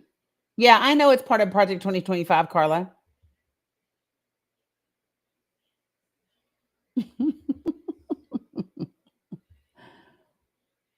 But this is the way that I would approach the conversation. The conversation isn't about Republicans or Democrats, Trump states versus any other state.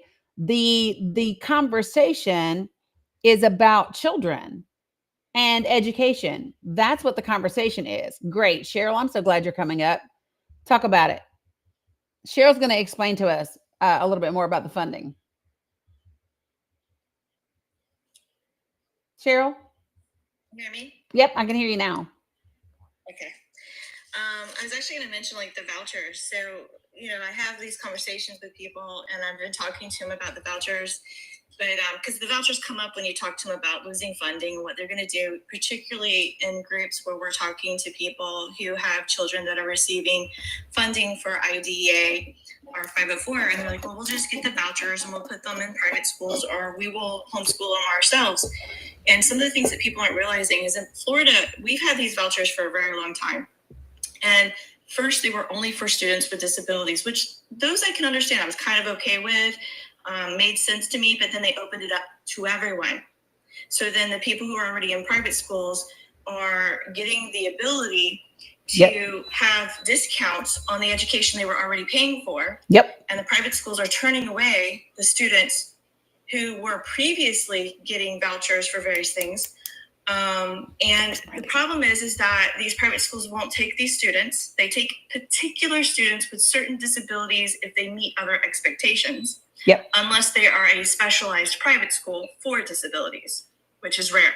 Right. The other thing is they can kick you out anytime at any point when you become problematic for them.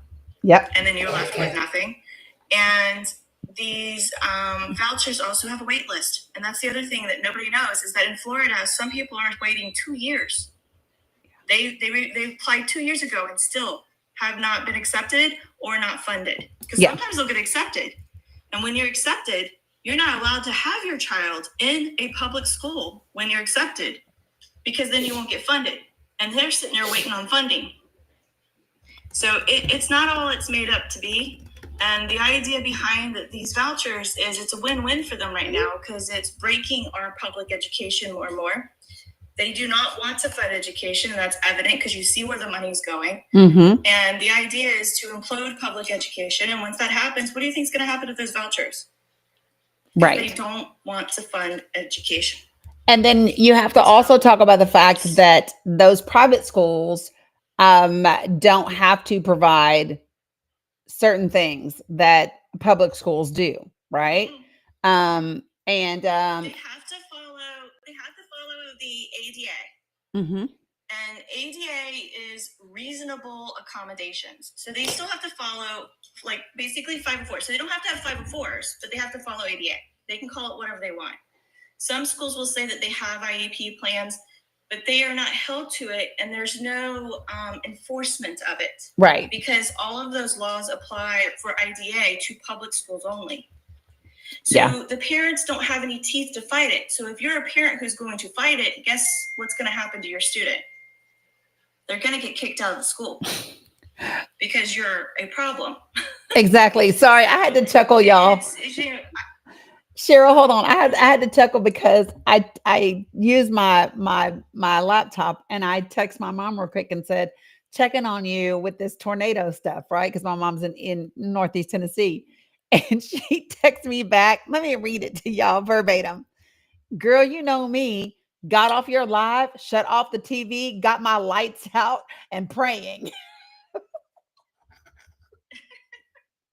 Listen, when it thunderstorms, my mom is still the woman that be like, shut the TV off, don't get in the shower, like get away from the windows, like all the things. I'm sorry, I just had to laugh at her. That is funny. We're in the same way.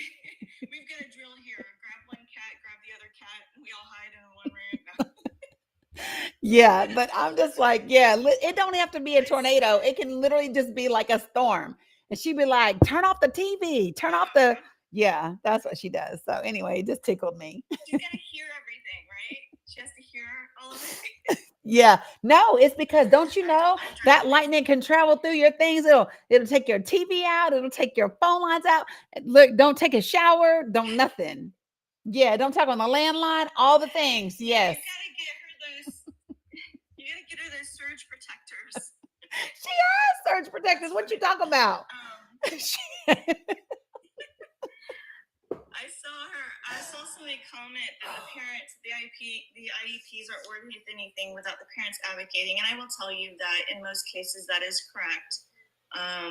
The whole idea is actually the parents are mostly the enforcers. And what a lot of people get wrong that they don't realize, it's not FDOE that enforces the IDA. It's actually by the states. And it's in the statutes of IDA that it is per state to enforce the IEPs in their district. The whole laws, everything. But FDOE is a backup of enforcement if your state isn't doing what they should be doing. So let me just talk it's about just more teeth, more protections. let me talk about this idea So of it's maybe it's because I'm from Tennessee. Maybe that's what it is for me. But when we talk about it's up to the states to enforce, the state of Tennessee doesn't enforce shit when it comes to their students, especially not folks that are minorities, folks with disabilities, folks with anything. So for me, if it's not a federal protection in the South, it's not a guaranteed protection.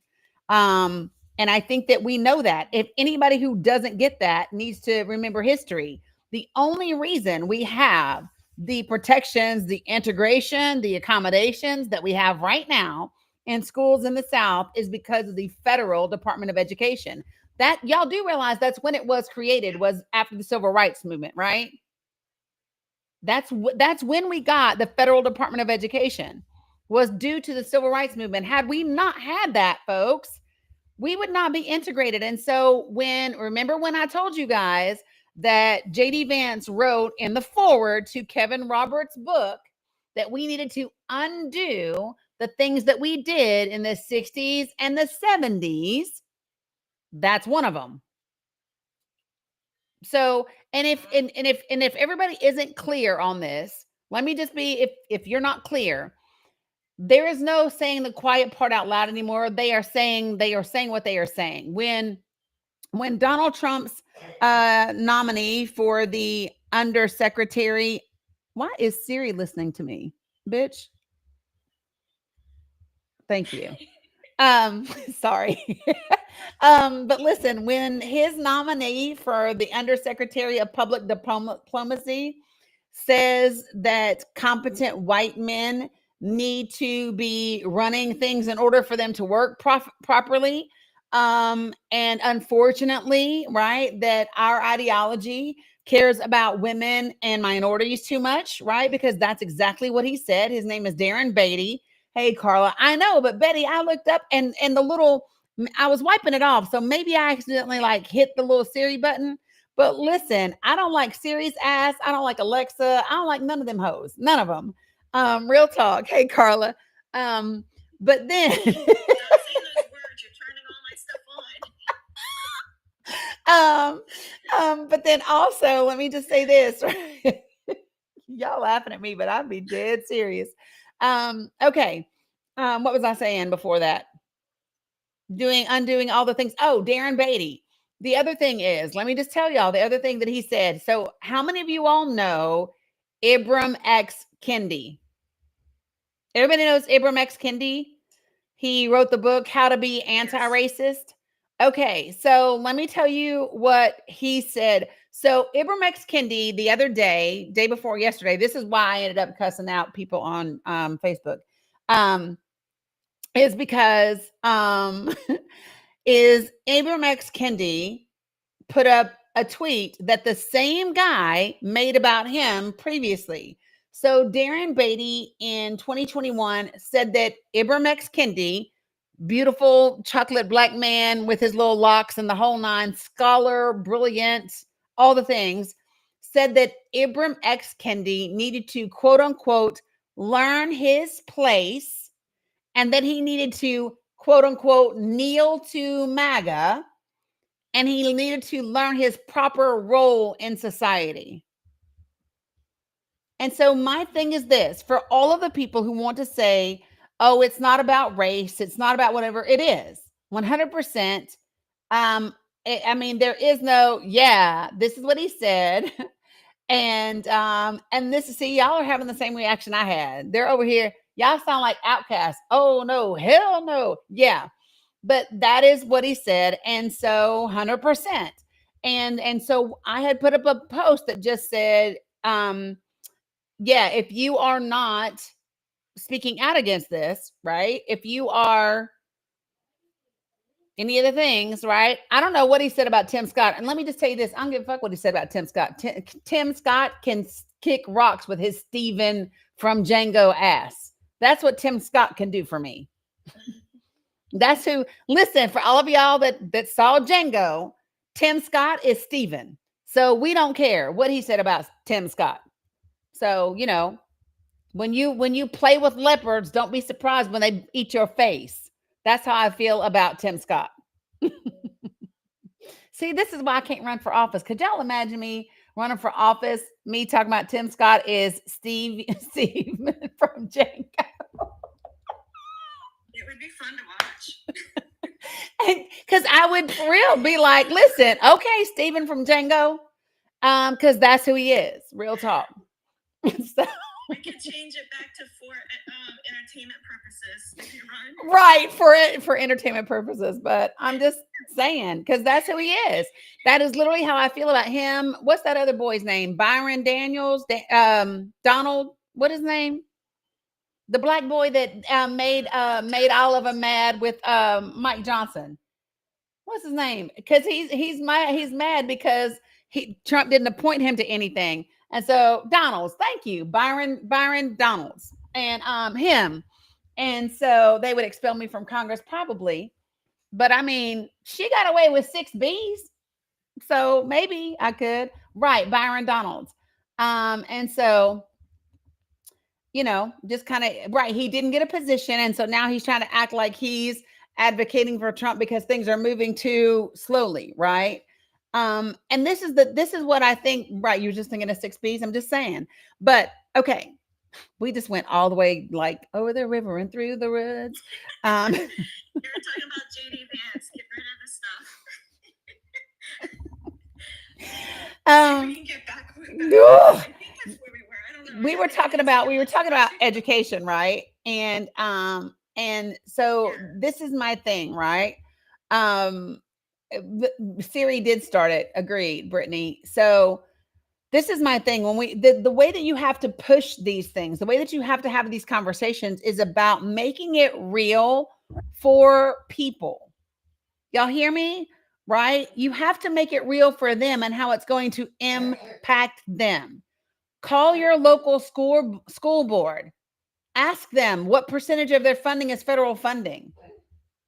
Y'all know that you can find that out, right? Ask your local school board.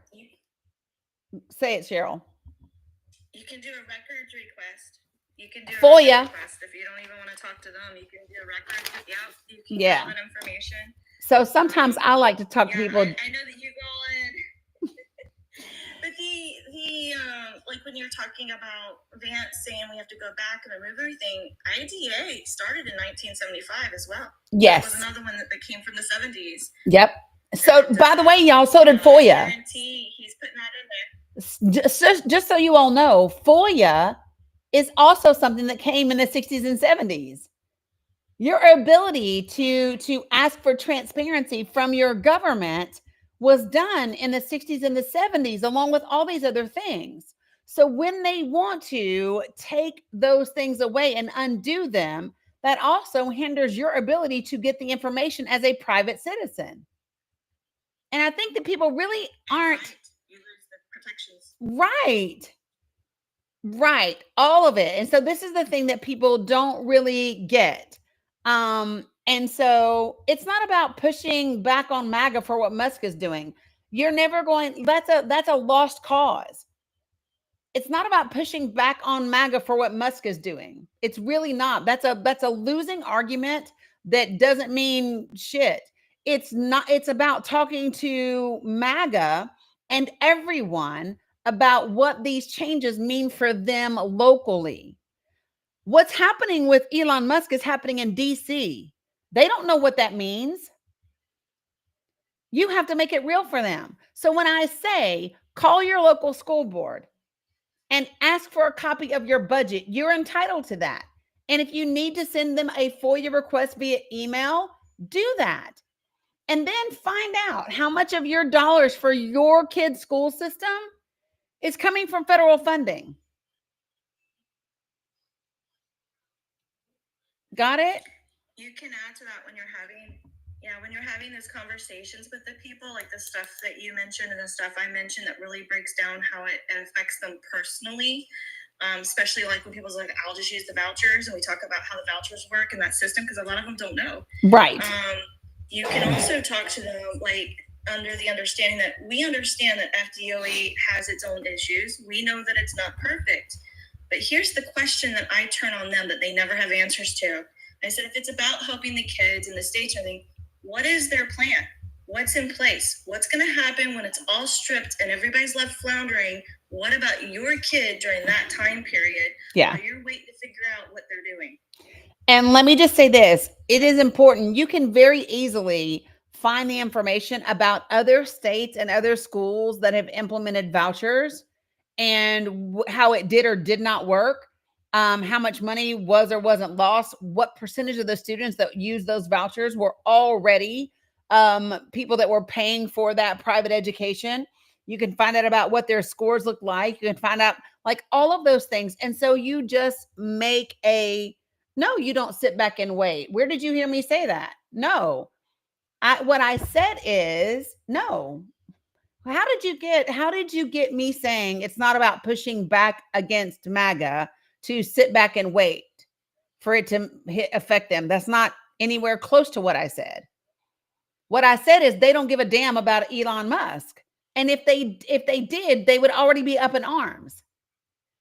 I mean, I need for you all to understand that if they gave a shit about what they are doing, they would already be up in arms.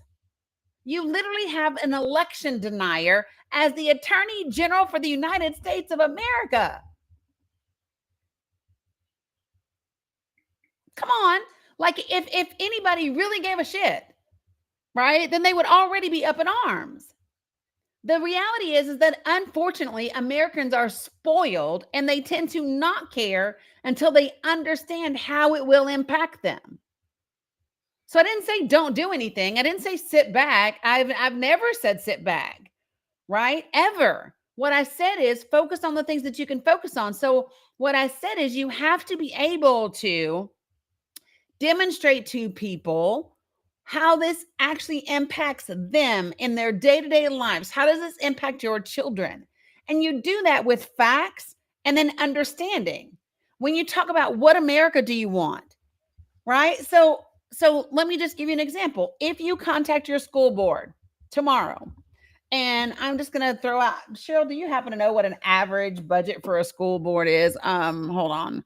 Average school district budget. I don't know average because I wouldn't even think an average would make sense, to be honest, because districts vary so greatly. So the national average, the national average for public school funding per pupil was $15,633, right? And that was in 2022. So let's just say $15,633.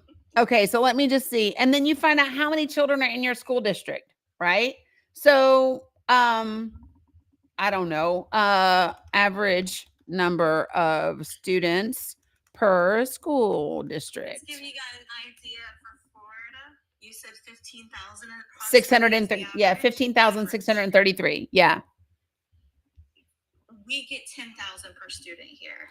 So here it says that the average number of students per school district is 3,659, right? So let's just do the math. Wherever my damn calculator went. See, this is how y'all like, well, Danny, what do you do? This is the kind of crap, this is the way that I go. But I know, David, but listen, so follow me. I'm using averages for a reason. I'm trying to show you. Oh, I know, Ethan. We've talked about Russell quite a bit, but let's just do this. So 3,659 times 15,633. That is, oh, that ain't right. 15,633, sorry, times 3,659 equals, it equals, let me write all these damn numbers down. 5720147. 57 billion, 57 million 201,147, right? Yours says 2,200. So let's just say 57 million, right? Let's just round it off, and we're going to say 57 million for the average school district. Then let's go to Tennessee, where out of 57 million, 1, 2, 3, I've got to count my zeros. 1, 2, 3, 1, 2, 3. Okay, times 19.1% is 10 million, almost $11 million, right? So Tennessee, how do you feel about losing $11 million per school district for your students?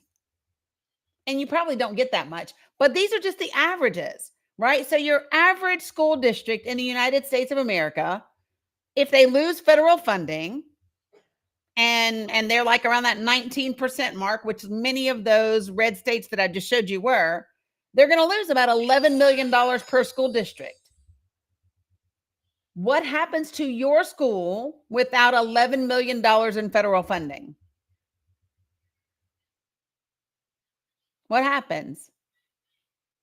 But they will care, Linda, when you make it real to them about their kids. And then you ask them, how many of you all have children that are on IEPs?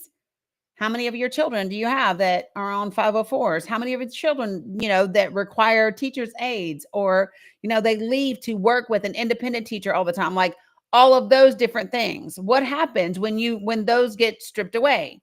Title I, all of those things. Yeah. So Hawkins County is 67 mil. Yes. So you hear what I'm saying to you all? This is when you start to talk about what that looks like for people in real life. Is the America that you want, is the school district that you want to send your babies to going to be the school district that already doesn't have enough teachers, already doesn't have enough aid, already doesn't have enough funding, already doesn't have enough programs, right? Losing another 10, 11, 12 million dollars just in your school district. Because that's what we're talking about. That is literally what we are talking about. Let's have a conversation about our children. Yeah, you can ask for your school district's budget. Right. You're talking about no sports, you're talking about no music, no art, no PE, all the things. And the vouchers don't work. And by the way, in certain places, y'all, there aren't private schools to use those vouchers. And some of those private schools are not local. And guess what? Those private schools aren't sending buses to get your kids. Who's transporting them to private school when there's no public transportation to school? You're going to use a voucher and go to school where? And who's going to take them?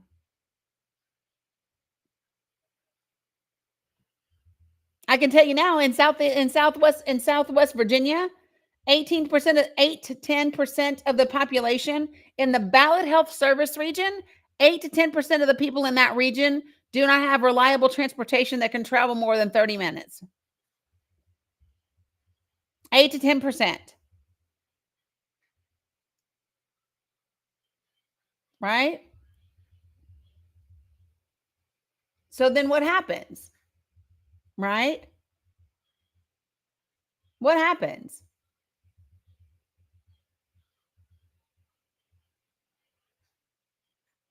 And these are things that you can find out.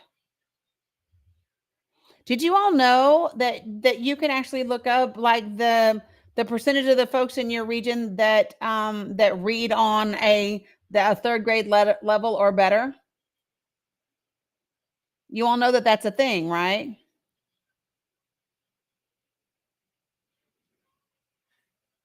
Yeah. So, and Ethan, here's my thing. You have to. It's about how you have these conversations with folks. Redwood, you had something you wanted to say? Oh man, I got lost in the sauce. I started. I was thinking about something that I saw a friend of mine posted on Facebook. I need to sit down because I got squeaky floors and that'll be annoying.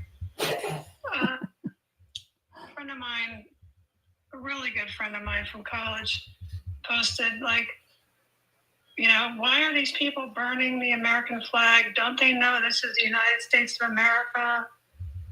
All this kind of stuff. And when we were talking earlier about how to respond to people, calmly and with that. No, she got a phone call. She got a phone call. That's why she's teacupping folks, right? Thanks, So you're Sherman, talking girl. about me? Yeah, you were teacupping for a minute, like you just went away. So I thought you got a phone call. Yeah, I did. No, I didn't get a phone call. I didn't realize I couldn't look up what I wrote. But while I was sitting there listening to you talk about everything, I wrote my response to her. And I said, she said her question was, why are these people burning the flag?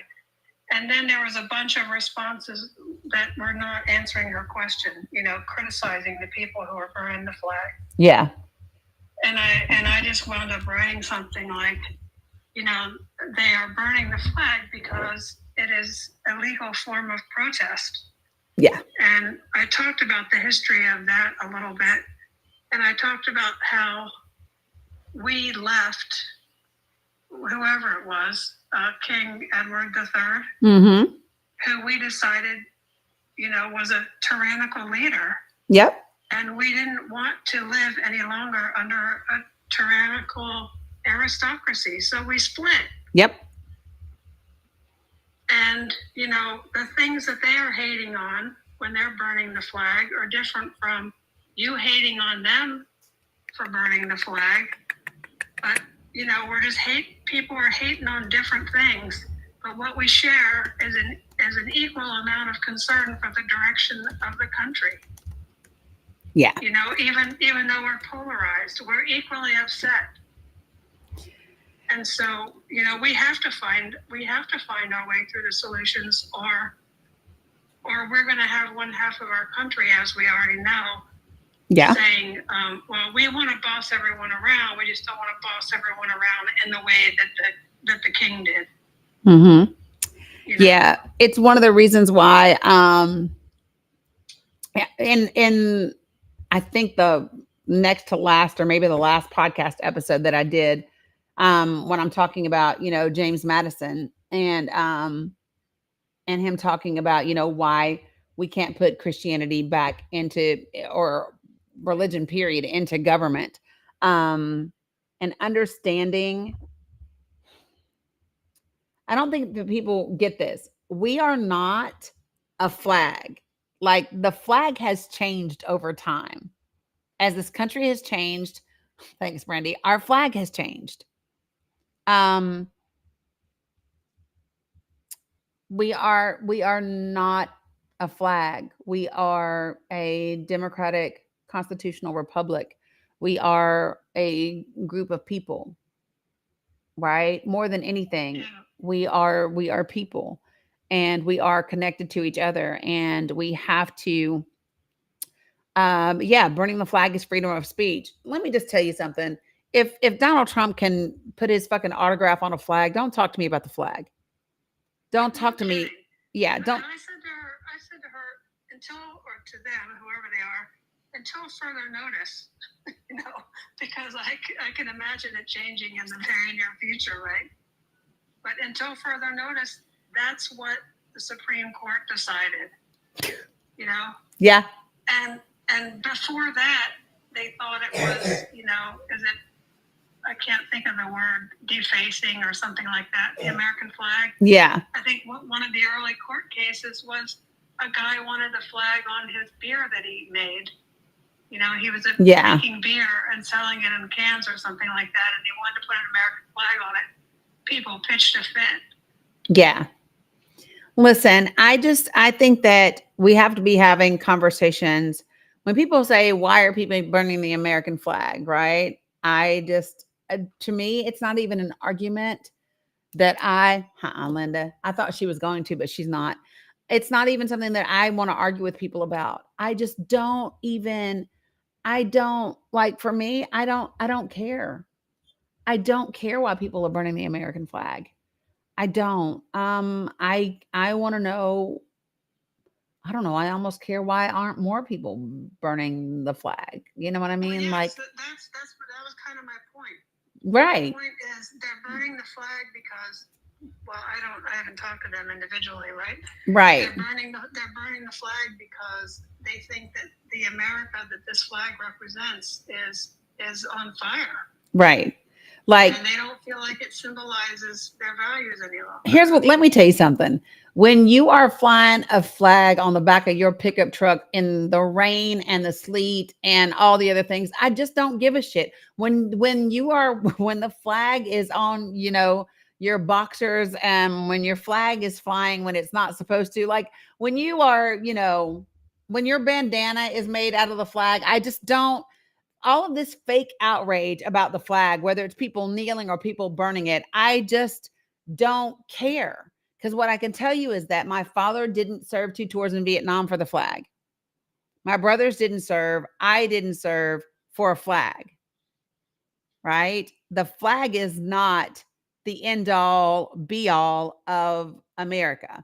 What that tells me, people who want to bring that up are people who are just looking for petty shit to not have to deal with the reality of actually what's happening. Exactly. And I'm sorry to say that this friend of mine is exactly that person you're describing.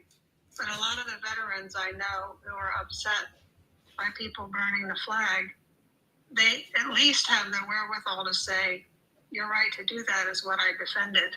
Yeah, absolutely. 100%. And my thing is this is, for me, anybody that's worried about why people are burning the flag, you're coming from a place of privilege. Because I can promise you, the people that are marginalized, most of the people like minorities, you're not going to go to, nobody is going, why are they burning the, I'm so upset. No, if that's your biggest worry, it's because your ass is privileged.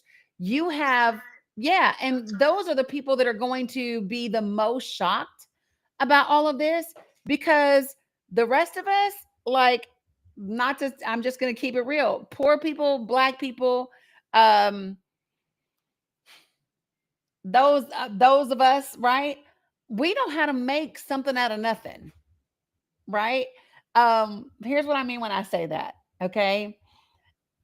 Some of the best, listen, if you can make chitlins taste good, you can survive. Yeah. Right? We have made the most out of the least, historically speaking. And those people are going to find a way much better than other people. And let me just say this, I don't eat nobody's damn chitlins. They bad for you. Black folk don't eat chitlins no more. You don't have to. Like, but when that's all you had, I'm just saying, those people that have been coming from the place of privilege are going to have the hardest wake up call. Chitlins is going to. I'm just saying. Yeah, I can't. Yeah, I can't do it. Oh, but I know people that can make them taste good according to the people who eat them. I don't eat them. I'm not eating nobody's intestines, especially not no damn pig. I'm not eating. Y'all, do y'all know that pigs don't sweat? Do y'all know that? Yeah. They don't sweat. So all the toxins, everything that's in there is just in there. And not only do they not sweat, they're incredibly smart. Yes, they are. Chitlins are pig intestines. I'm not eating that. But back in the day, but listen, back in the day, all that enslaved people were given was the worst parts of the animal. And they made the most of it. And by the way, some people know how to cook them without smell. Now, if you don't know how to cook them without smell, they stink. But if you know how, right, they were given the scraps. That's all we had access to. Exactly. But this is one of the things that I say to people now is you were given the scraps, right? And this is my thing. You don't have to eat the scraps anymore. The scraps are not good for you, baby. That's why they gave them to you. So, like, that's why we got the whole damn high blood pressure, diabetes shit. Yeah, they taste good, but they are not meant for us to eat. Like, real talk. I'm just telling y'all, listen, that if they gave you that as the enslaved people to eat, the key is don't eat that shit when you have another choice. Don't continue to eat as if you are enslaved, because you are not. Yeah. And I know some people are going to be mad at me when I say that, but I'm just saying what I'm saying. That's why we have the heart problems and the diabetes and all the other stuff that we have, the blood pressure. That stuff is higher in Black folks than other demographics. Just saying. Well, I think it's a good point either way, because I got sober when I was 22, and I'm 60 now. Wow. I think I've talked to you about this before. I've been sober a long, long time. And it's the same thing with my standards. Whenever I get pissy about something not being good enough, I say, I almost called my name. I say, Redwood. What's your name? Redwood? You need to settle the hell down, because if you wanted beer bad enough, you'd pick it up at a party with cigarette butts floating in it, and you drank it anyway. You know what I mean? Yep. Because that's what it was like being in active alcoholism. Yeah. 100%. And so I can drop my standards down, because I know that when I wanted a beer, I didn't give a shit if it had a cigarette butt floating in it. I fished it out and drank it.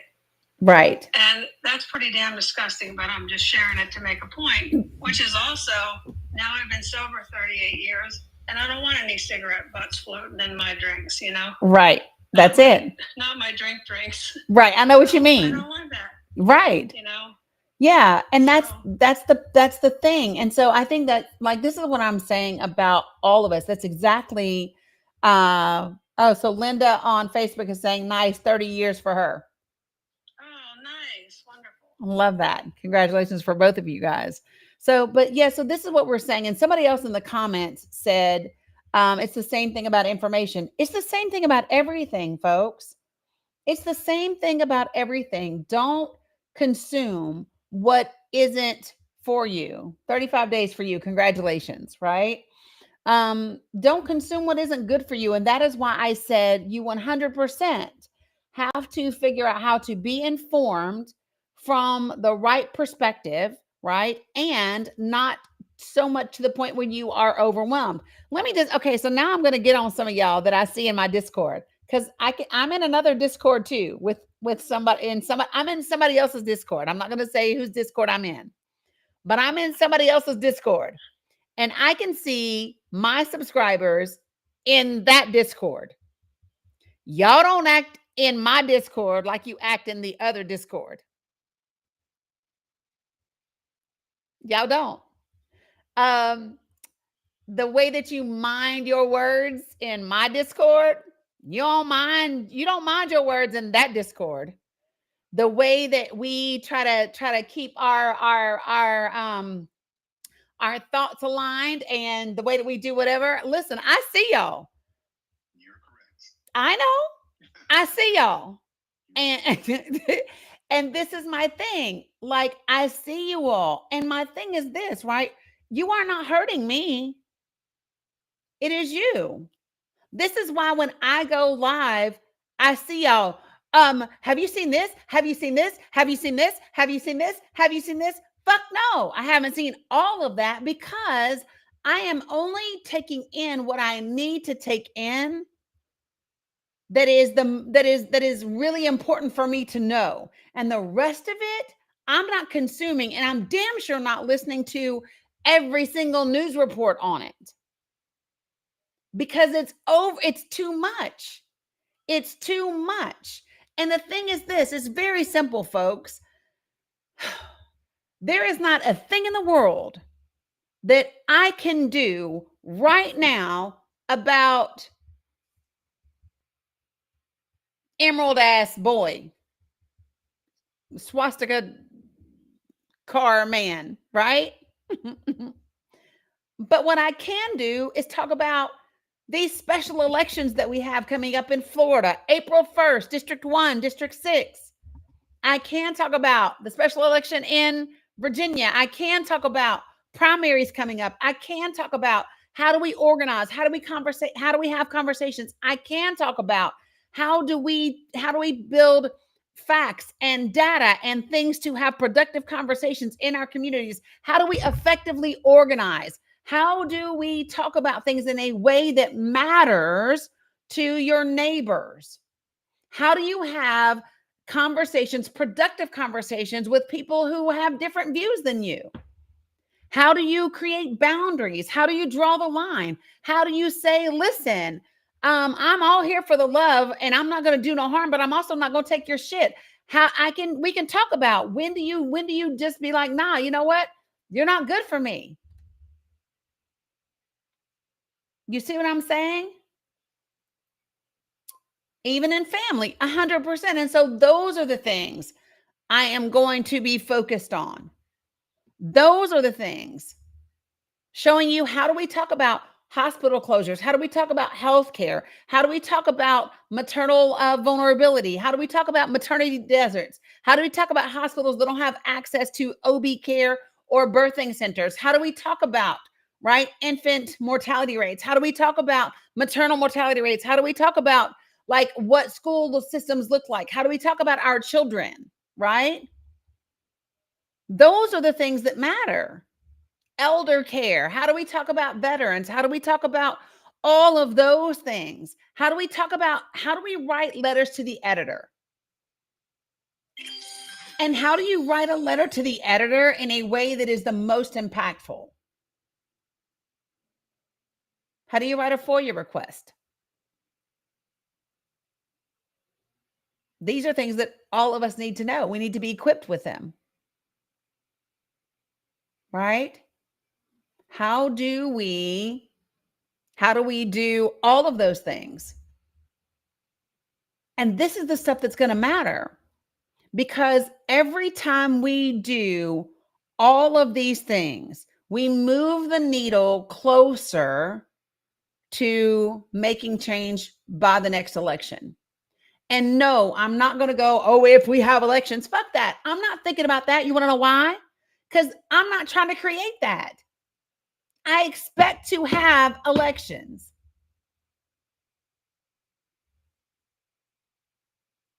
I want you to be prepared. Should you have a solar power power bank? Yes. Should you have a garden or a little apartment garden or whatever? Yes. Should you shop at your farmer's market? Yes. Right? Yes. Sure. Do you need to build a damn like boom shelter in your backyard? No. Right? There's a balance. Right. Costco, Penny. Who cares? MAGAs need to eat too, Rebel. MAGAs have to eat too. And you never know if your farmer's market is run by a MAGA. Maybe when you go and you buy their eggs and you have a conversation about, hey, I'm coming to the farmer's market for the first time because eggs have gotten too expensive for me in my grocery store. What's it like for you? How is it impacting you as a farmer? Are you a farmer that got some of your funding from USAID? Did you have a program with them? You never know. Shopping at the farmer's market that is run by your MAGAs might actually open up a conversation.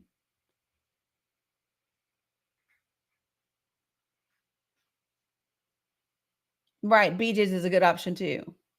You see what I'm saying about these types of things? Guys, we have to stop saying, well, what if my senator's a MAGA? So what? He's still a senator. He's still a senator. He still took an oath.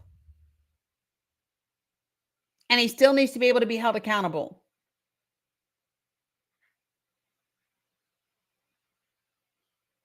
And how do you hold them accountable? Listen, I will drag the shit out of an elected official publicly if you deserve it. I sure will. And do you know what? They're going to care more about being drugged publicly than you ringing their phone 5 times. And I'm not saying don't ring their phone 5 times. I'm saying ring their phone 5 times and hold them publicly accountable. Did you say you've seen it, Randy? Yes, you have. Listen, this is my thing. If you are a public official, if you are a politician, and you deserve to be drugged publicly on social media, then you just earn that. Tell you what you won't have to worry about if you are actually doing the right thing by the people. I'll never drag you publicly. In fact, I'll praise you publicly. In fact, I'll invite you to a live and I'll let you tell people about your policies and what you want to do for them and all of that. But if you are a shitty politician that is doing things that hurts children and elderly people and veterans and families and single people and keeping people unhoused and unfed, you can look for me to publicly drag that ass. And that's what everybody should be doing. And then write a letter to the editor, dragging that ass all day. All day. And when they come to your town and they want to have a little community get together, show up with a big sign and drag that ass. If they come, like, what, ain't it Diana Harshbarger that likes to do that damn coffee and conversation shit? Show up with a sign, right? See, this is how petty I would be. If I were, and I am not in any way, shape, or form advocating for anyone to do this, what I'm saying that I would do, if I were going to show up to Diana Harshbarger's Coffee and Conversations, I would show up with, those little thick poster boards, and I would show up with a printout of the part of her husband's plea agreement that said that he was pleading guilty so they wouldn't prosecute her. I would show up with that printed on a big sign above it and say, why did you need immunity from prosecution? And I'd hold that shit up and I'd ask the press about it. That's what I would do. I'm not telling y'all to do it, but that's what I would do. I would say, Diana, why did your husband think that you needed to be protected from prosecution? Why did you need immunity? I sure would. I'd wear a damn t-shirt with a question. Why did Diana Harshbarger need immunity? But that's just me. I would. And I would let the press ask me about it. Ron is laughing hysterically because listen, that's a fair fucking question. Why did your husband believe that as a part of his plea agreement, you needed to be protected from prosecution? Why is that? Right? I'm just saying, folks, listen. That woman, in my humble opinion, does not give a damn about a single person in Tennessee if they're not rich and contributing to her campaign.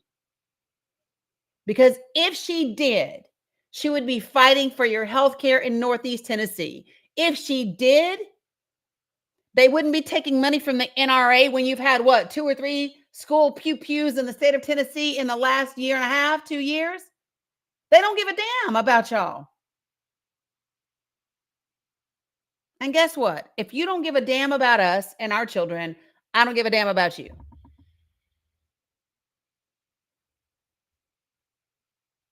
So Sandy, you can go ahead. You can go ahead and drop me down. Thank I you so much appreciate for you, having me. Redwood. I I appreciate you. you very much. Yeah, I appreciate you right back. Who in Tennessee? Diana Harshbarger. That's what I'm talking about. Thank you, love. I'm gonna drop you.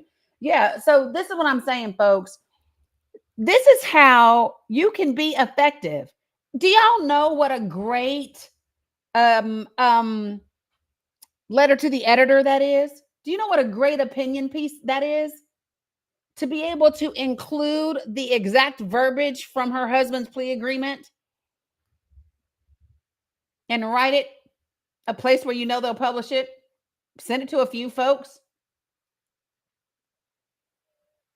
And then if I wanted to really be petty, then I would be looking up how many pharmaceutical companies give her money, because you know that's what her husband got in trouble for, right? Her husband got in trouble for selling a medication that wasn't the actual medication he was supposed to be getting from China for kidneys. Yeah, dialysis. Yeah, I would be really petty. I'm just listen. I would. Big as life and twice as nasty. And her damn son who ran for office. The other one was petty light. Yeah.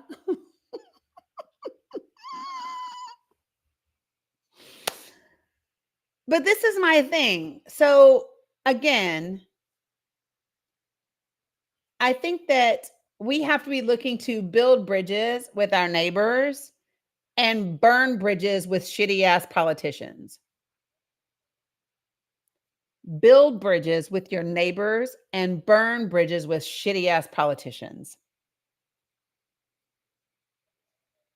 I'm ready to be done with them.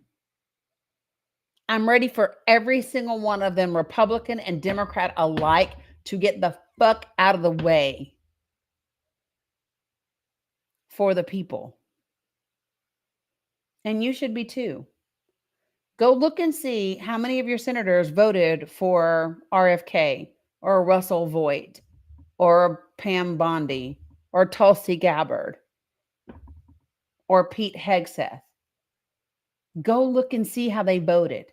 And if they are a Democrat, I would drag that ass publicly extra hard, like for a whole damn week, just nothing but they face and dragging with their whole voting record for every single one of them.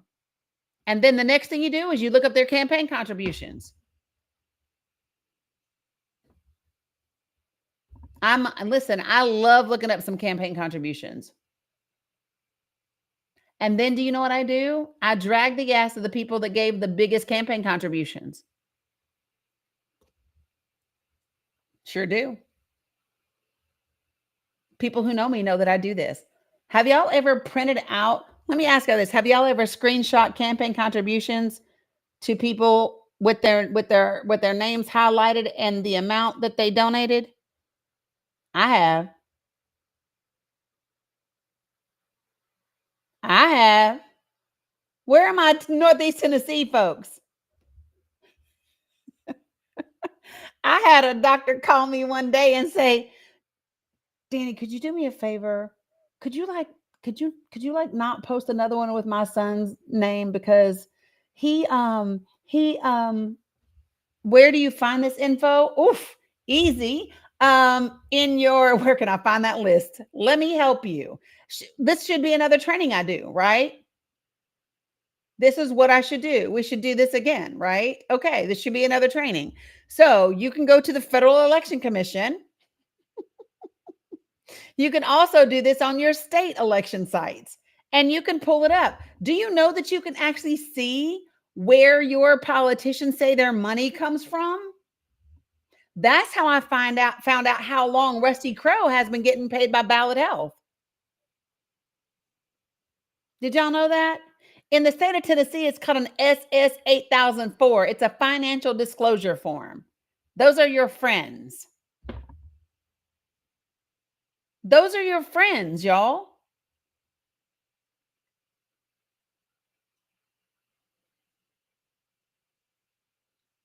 No, I'm not talking about their campaigns.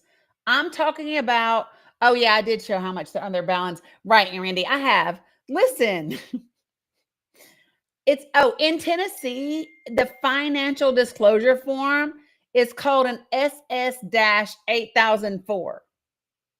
Let me show y'all something. Linda said I'm hollering. Listen. See, when I say I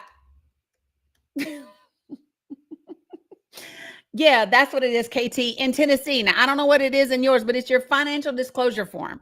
So let me just show this. Oh no, that's a not now. All right, so let me just show this. I'm gonna go Danny Cook, campaign contributions. I'm looking up my post, so you can see. My ass be crazy. Sometimes I look back at me and I'm like, girl, you was on one.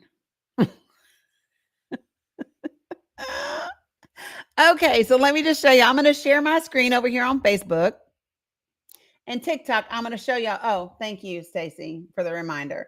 Appreciate you guys so we can get the ranking back up. I appreciate all of the gifting that you are doing to help TikTok love me again. All right, here we go. All right, so let me show you. Did I see what you said? Nope, righteous giggles, I didn't. Window, I'm going to, is it a Chrome tab? Chrome? Oh, it is. Okay, so Facebook, you can already see what I'm showing people. TikTok, I am coming to you right now, and I'm going to show you. So these are the things.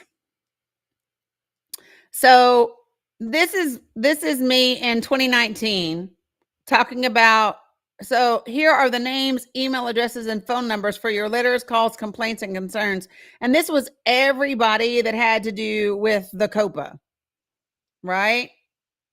This is, see that?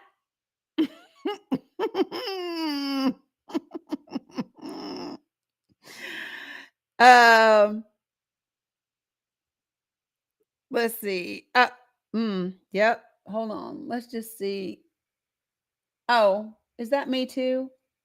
Yeah, this is me too. This is me telling people call Senator Bo Watson's office, and I'm highlighting shit. Oh, here's some more. See this? This is a pack. Yeah, that's Alan. Stacy. Yeah, that's Alan. See this? These are contributions. This is Bill Lee.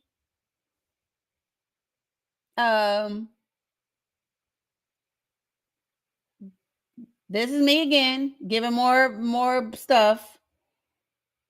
But yeah, like you have to, me again. Look, see right here.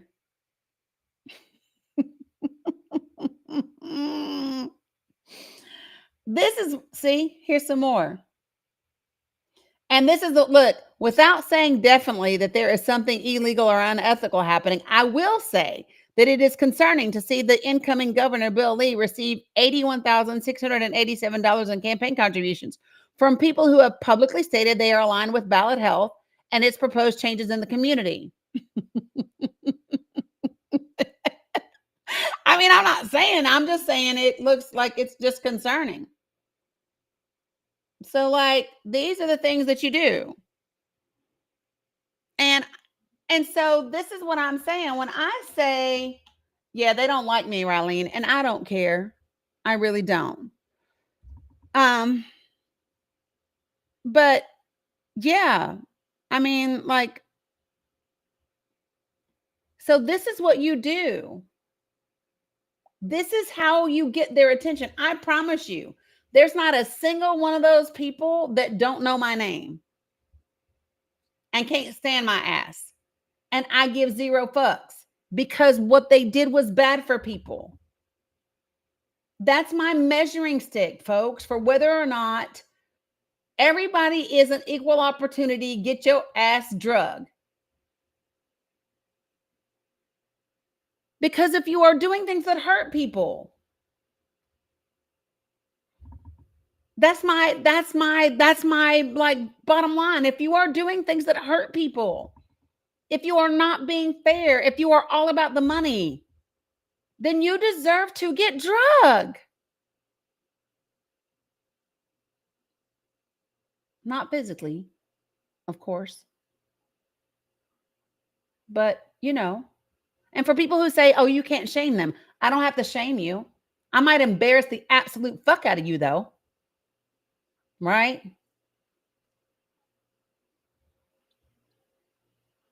Right? And don't let it be somebody, and this is how petty I will be. Let it be somebody that be talking about they're going to the prayer breakfast. We're going to talk about pray. We're going to talk about prayer. We are. Then I'm going to start quoting Bible verses to you. I am. Whatever you say, I'm going to use that. Yeah. And that's the thing, Auntie Tiff. You change the minds of the people who would vote for them. You expose them for who they really are. And I will tell you another useful tip, right? Find out your state's laws around recording conversations. There are some states, a lot of them, that are one-party consent states. So if you're party to the conversation, you're the only person that has to be okay with the conversation being recorded.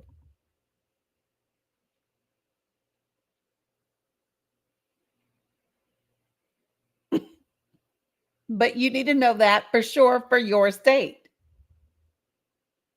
I know the states that I'm in, whether I can record or not, and I have. And they know it. It's not a bad thing to know.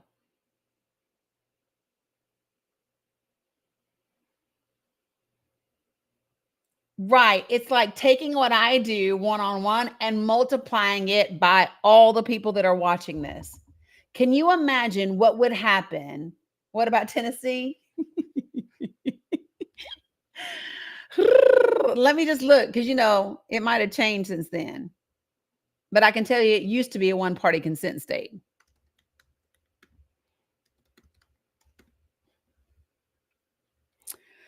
Tennessee is a one-party consent state. And then you need to look. Yeah.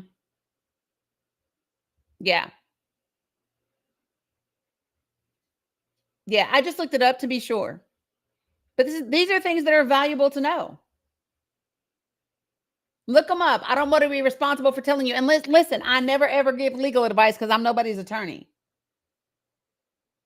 So what does a one-party consent state mean? It means that if I am calling you on the phone and we are both in Tennessee and I'm party of the conversation, I'm the only person that has to be okay with me recording the conversation. I don't have to tell you I'm recording it. I don't have to tell you because it's a one-party consent state. So find out what does your state think about that? It's really great to do that because so Life on Purpose, you can watch it. It's on Facebook and YouTube. This live right now is going to be on Facebook and YouTube. You can go back and rewatch.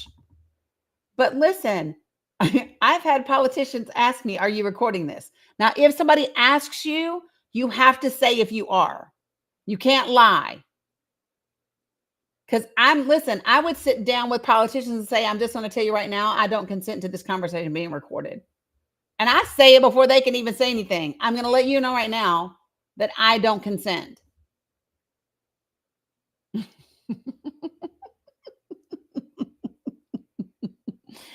Yeah, listen.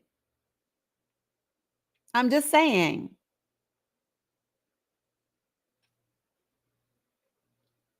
But once you say you don't consent, they can't legally record you.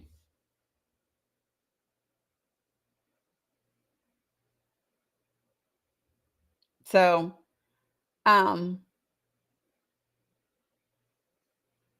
yeah. So Cheryl said you need to understand vouchers to talk to people about the Federal Department of Education because it will come up in red states. Yes. If somebody says to you, if they ask you if you are recording, you have to answer honestly. And if they say to you, I don't consent, you cannot record. And if you do, you can't use it. And if they find out that you did, they legally have a case.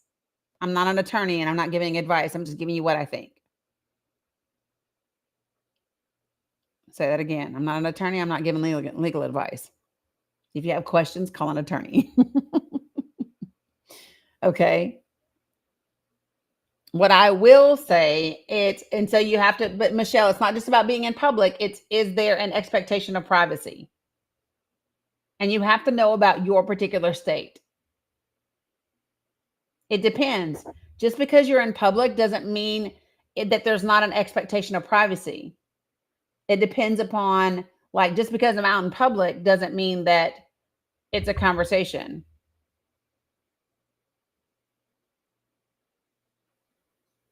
No, but here's my thing. Lady of Chaos. It doesn't matter if that person says I don't consent, then you're not okay. No, if it's a one party consent, you don't got to tell them. What's up, Alexander? Hey, Sandy over there on Facebook now. So anyway, we've just kind of gone down a rabbit hole. Before I get off of here, which I do want to do soon, before I get off here, and we will do some more. How about this? How about I pull together some information around vouchers and data and other school systems, and then right. I always said I'm not a lawyer. Correct. No, they can't use it as a defense. If they're told no, they can't use that as a defense. So let me just say this. AIG, let's do this because it's a lot and you guys are going to want me. Oh, I love that, Sandy. So listen, you guys are going to want me to go over all of your states, and it's 11:20 at night, and I'm not going to do that. Here's what I will tell you. I have a drive that some brilliant people that I know put together, and that drive has USAID agricultural numbers by state. And so I am able to, and I'm just going to give you an example. Okay. I'm going to pull up Georgia real quick. So USAID partners with businesses, universities, nonprofits, and farmers across Georgia to provide life-saving agricultural assistance around the world. A Kansas State University study on the value of USAID agricultural research showed a return of $8.52 for every dollar that was invested. So there are 9 large-scale Georgia farmers that fulfilled direct orders for humanitarian food assistance. The University of Georgia leads a $15 million USAID Peanut Innovation Lab for improved production with partners worldwide. Emory University, Georgia State University, UGA Athens, UGA Griffin, and UGA Tifton all receive USAID funding for agricultural research. Georgia businesses, Coca-Cola works with USAID to source more of its ingredients from Africa. Mars Wrigley partners with USAID to help cocoa farmers access technologies, market infrastructure, and financing. USAID and Tolero Global joined forces on a $10 million project to boost Benin's export of organic cashew nuts. So this is information. I know, Laura, I talked about that earlier. So this is information that I have for all the states. So what I want to do tomorrow when we go live is I want us to talk about these numbers for different states. It's not on my link tree yet. No problem, Laura. It's not on my link tree yet. It will be tomorrow. It will be tomorrow. What is in the Discord right now is the education information from the Axios article. That is in the link tree. So is the Google form to make sure that you are on my email list. That is in the link tree. And something else that I added, but I don't remember what I added. So all of that is there, plus a plethora of other information. Okay. So tomorrow, 11 a.m. Eastern Standard Time, I will be live. I will be talking about USAID dollars to all of the states from an agricultural standpoint and business standpoint. So be here and we will talk about your states. Before I finish up, I want to touch on Michael DeBose and let you join in here and say what you needed to say, sir. I almost forgot you. Sorry about that. It has been a week since my last confession. Fuck you. Uh, Linda Sims, when you're on the link tree, it's literally the very top one. It says Danny Cooks folks. You click that link and that's the Google form. Go ahead, Michael. I cannot. Listen, that's your fault. When you're not on, when you're not doing your lives, you leave me out here in these damn TikTok streets, right? and some of these other platforms, Stacey D, she knows. There's some people here know I am different on other lives for sure. I believe that. They take me in spaces that I don't want to necessarily be in, but you know, you have to act accordingly based on the street that you're on. Sometimes you do. Yeah, sometimes. Your walk has to change. Your walk has to change on certain streets you're on, you know, and Mine changes on the Facebook streets. oh, I can tell. I was looking at your post, I was cracking up. But I will say that's why I said it's been a week since my last confession. I feel like I haven't been up here, but this is a safer space for me. Yeah. Because there's some, but I'm gonna tell you what I started doing though. I'm gonna tell you what I started doing when I'm on other lives, and I really started just getting rid of some of those other spaces. I'm like, okay, yeah, I really don't have. There's nothing here for me. These people aren't trying to be better. They're just arguing to be arguing. I don't have time for it. So I say what I say, and I unfollow. Yep. You know, I just unfollow. Matter of fact, Edith asked me how's my neighbor. He is quiet right now. You hear me? When I mean quiet, I don't even know if they still over there. I ain't seen them in like 3 days. I don't even know if they still over there. I haven't even seen lights on over there. It's been so quiet over there. But I'm gonna tell you, being in other spaces makes me, I speak for myself, makes me appreciate your spaces even more so. But I'm Michelle T said Michael really different on other lives. Yeah, she know. I'll be completely. Yeah, I'll be going. Listen, they be taking me to different spaces I be trying to stay out of. I don't try to go there, but they take me there because I just can't stand to listen to somebody do no research and have such a hard position about something that they're so wrong. They're so wrong, they're almost right. You know what I'm saying? Yes. They're so backward, just like that almost made sense if it wasn't so wrong. Yeah. And so I try not to be in those spaces as often because it's just not really a good use of time, like you said. So I've started to kind of, you know, pull my, but when you're not up and I'm listen. Stacy said I tried to bring order on one and they called you out as a Danny. Yeah, as a matter of fact, Stacy was on when she came to mine. And they were trying to say I was something, and they said, that's not what he said, that's not who he is. And yeah, she had my back. Edith has been in spaces, but you know, that's not the goal. But sometimes they just take you down these streets. They just do. Because it is what it is. Sandy said, wait, Sandy said, I see a lot of people in here different on other lives. And she said, I was like, is that question mark, question mark, question? Yeah. It's completely, I'm telling you, that's why I said what I said when I first came on. It's been a week since my last confession.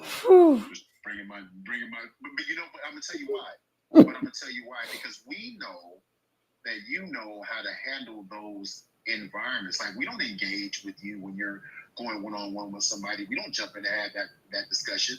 But this is what happens. The people that I follow from the Danikins, if I see them in a live, I'll just peek in. Yeah. That's how it starts. Right? And then I'm listening, and if I feel like somebody is, you know, saying something crazy to them, then I request that. Gotcha. So I'm protecting my people. That's what happens. So I got it. You know, but it is what it is. I'm you know, I'm gonna own it, but I'm trying to be better. But what I wanted to tell you was, what I wanted to ask you is how's the baby? How's she? She's sleeping right now. I will tell you this. So y'all heard the bark when we first got on her barking cough. And even as bad as it sounded, that's the best that she's been since she got the steroids that they gave her in the office today. yeah, she just, bless her heart. The pediatrician was like, "Oh my God, it hurts my heart to hear her because it's just rough." So I'm glad she's sleeping right now, and I'm hoping that she rests because she got no rest last night. She barked. The cough was so bad, but yeah. But I appreciate y'all asking. And that's not good rest. So, Mm-mm. but listen, I just wanted to pop in and tell you that, and tell everybody it's good to see you back on. Good to see you back Yeah. on. It's good to see my peoples on here. Yeah. I wanted to just confess that, and I'm not in anyone else's Discord, just so you know. I'm only in your Discord.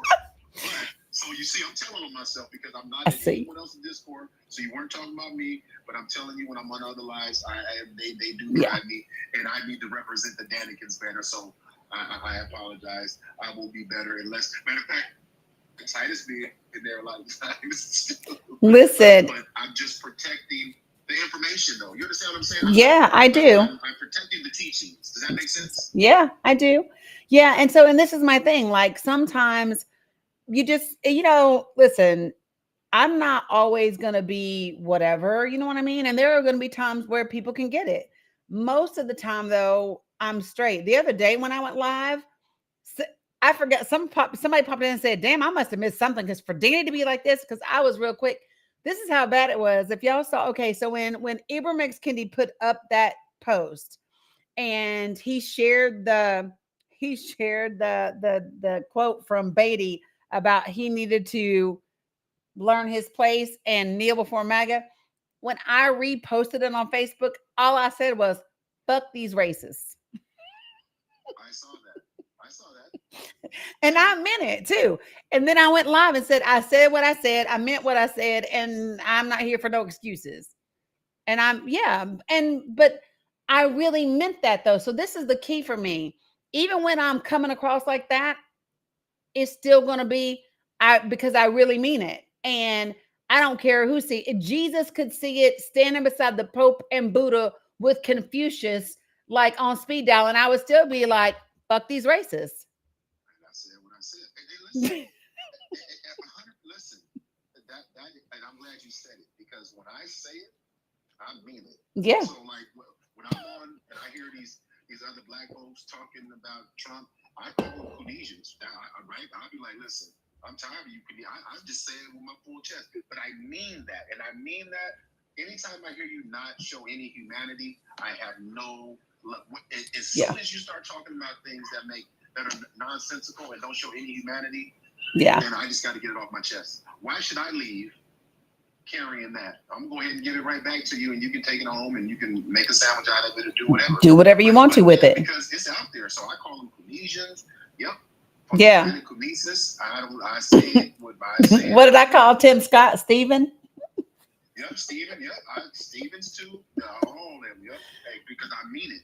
Because you can't be for both. I don't believe that. No. And this is my thing. If you have no regard for anyone else, I'm not going to come for you unless you are coming for other people. Like, and then it's just like, it just is what it is. So no, I hear you, but no. So listen, I'm not gonna keep it because I know you gotta go, and I see my sister Stacey D's up, but I'm gonna get out your way, and you still owe me an email. I do owe you an email. So let me just remind everybody, right? That's hella funny, Linda said. Let me remind everybody, this Saturday, you will have an email for your subscriptions. So here's what I am going to say is that if you have been previously subscribed, please resubscribe. It will help your girl out.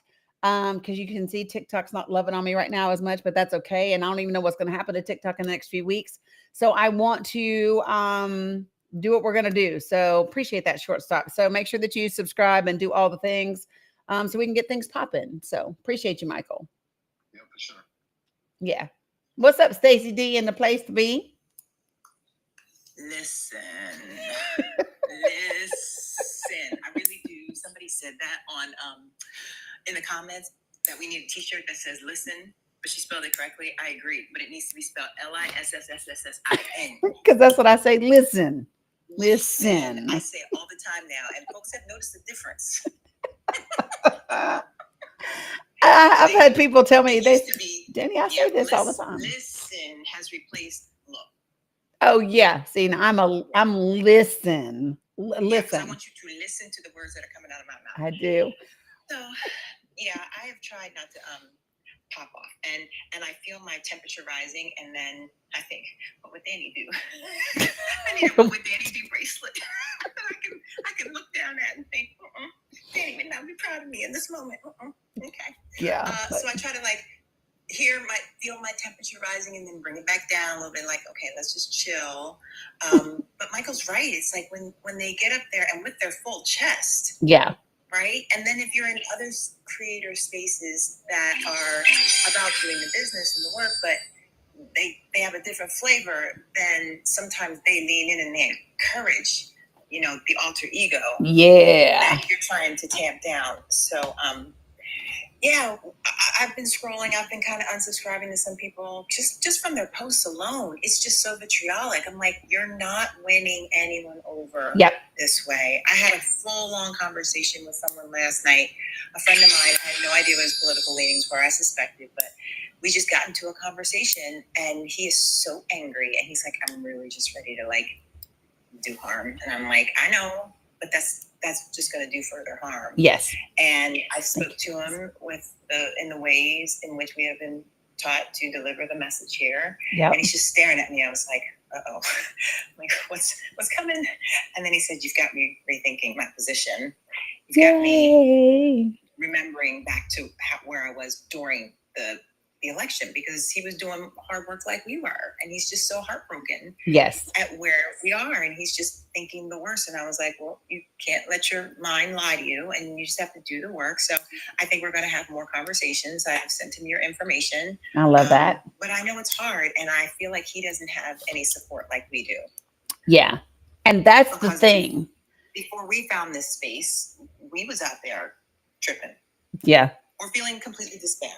Oh yeah, Teresa, you're right. So during the protest, people made like damn near like bumper stickers, and they were red and in white print. They said, "I'm with Danny." And we were at what were we at, Teresa? Was it the Board of Mayor and Alderman meeting? And you looked there's a picture in the paper, and you could see me, and then behind me in the rows, there's all these people holding up these there's these signs saying I'm with Danny. They sure did. They made them at the protest. Woof. Anyway. Yeah, I have I need one of those. Yeah, we do need one of those. I have a couple of T-shirts. One is it just says "Nah" from Rosa Parks. Yes. Nah. And depending upon the people I'm around, sometimes they look at it and they go, "Nah." I'm like, it's not quite like that. There's a little more bass in it, but I'm with you. I'm with you. Yeah. And then there's a one from Harriet Tubman that says, "We out." I need to get that one. Add that one. Yes. But we I'm out. down. I'm down for listen. Danny, Listen. Yeah. Listen, I need prayer, y'all. I'm gonna say this and I'm gonna drop it. I'm gonna tell you this. It's just Danikins in here, right? I got so mad on the live. I'm gonna say it. no. I did say it too. I got so mad on the live because some guy was talking about ship them all out. I don't care. They break up the families. And I got so mad. I said, you need to slam your dick in the microwave and press popcorn. I got so mad. And I said it twice. Like, I said it twice. Y'all gotta help me. I said that.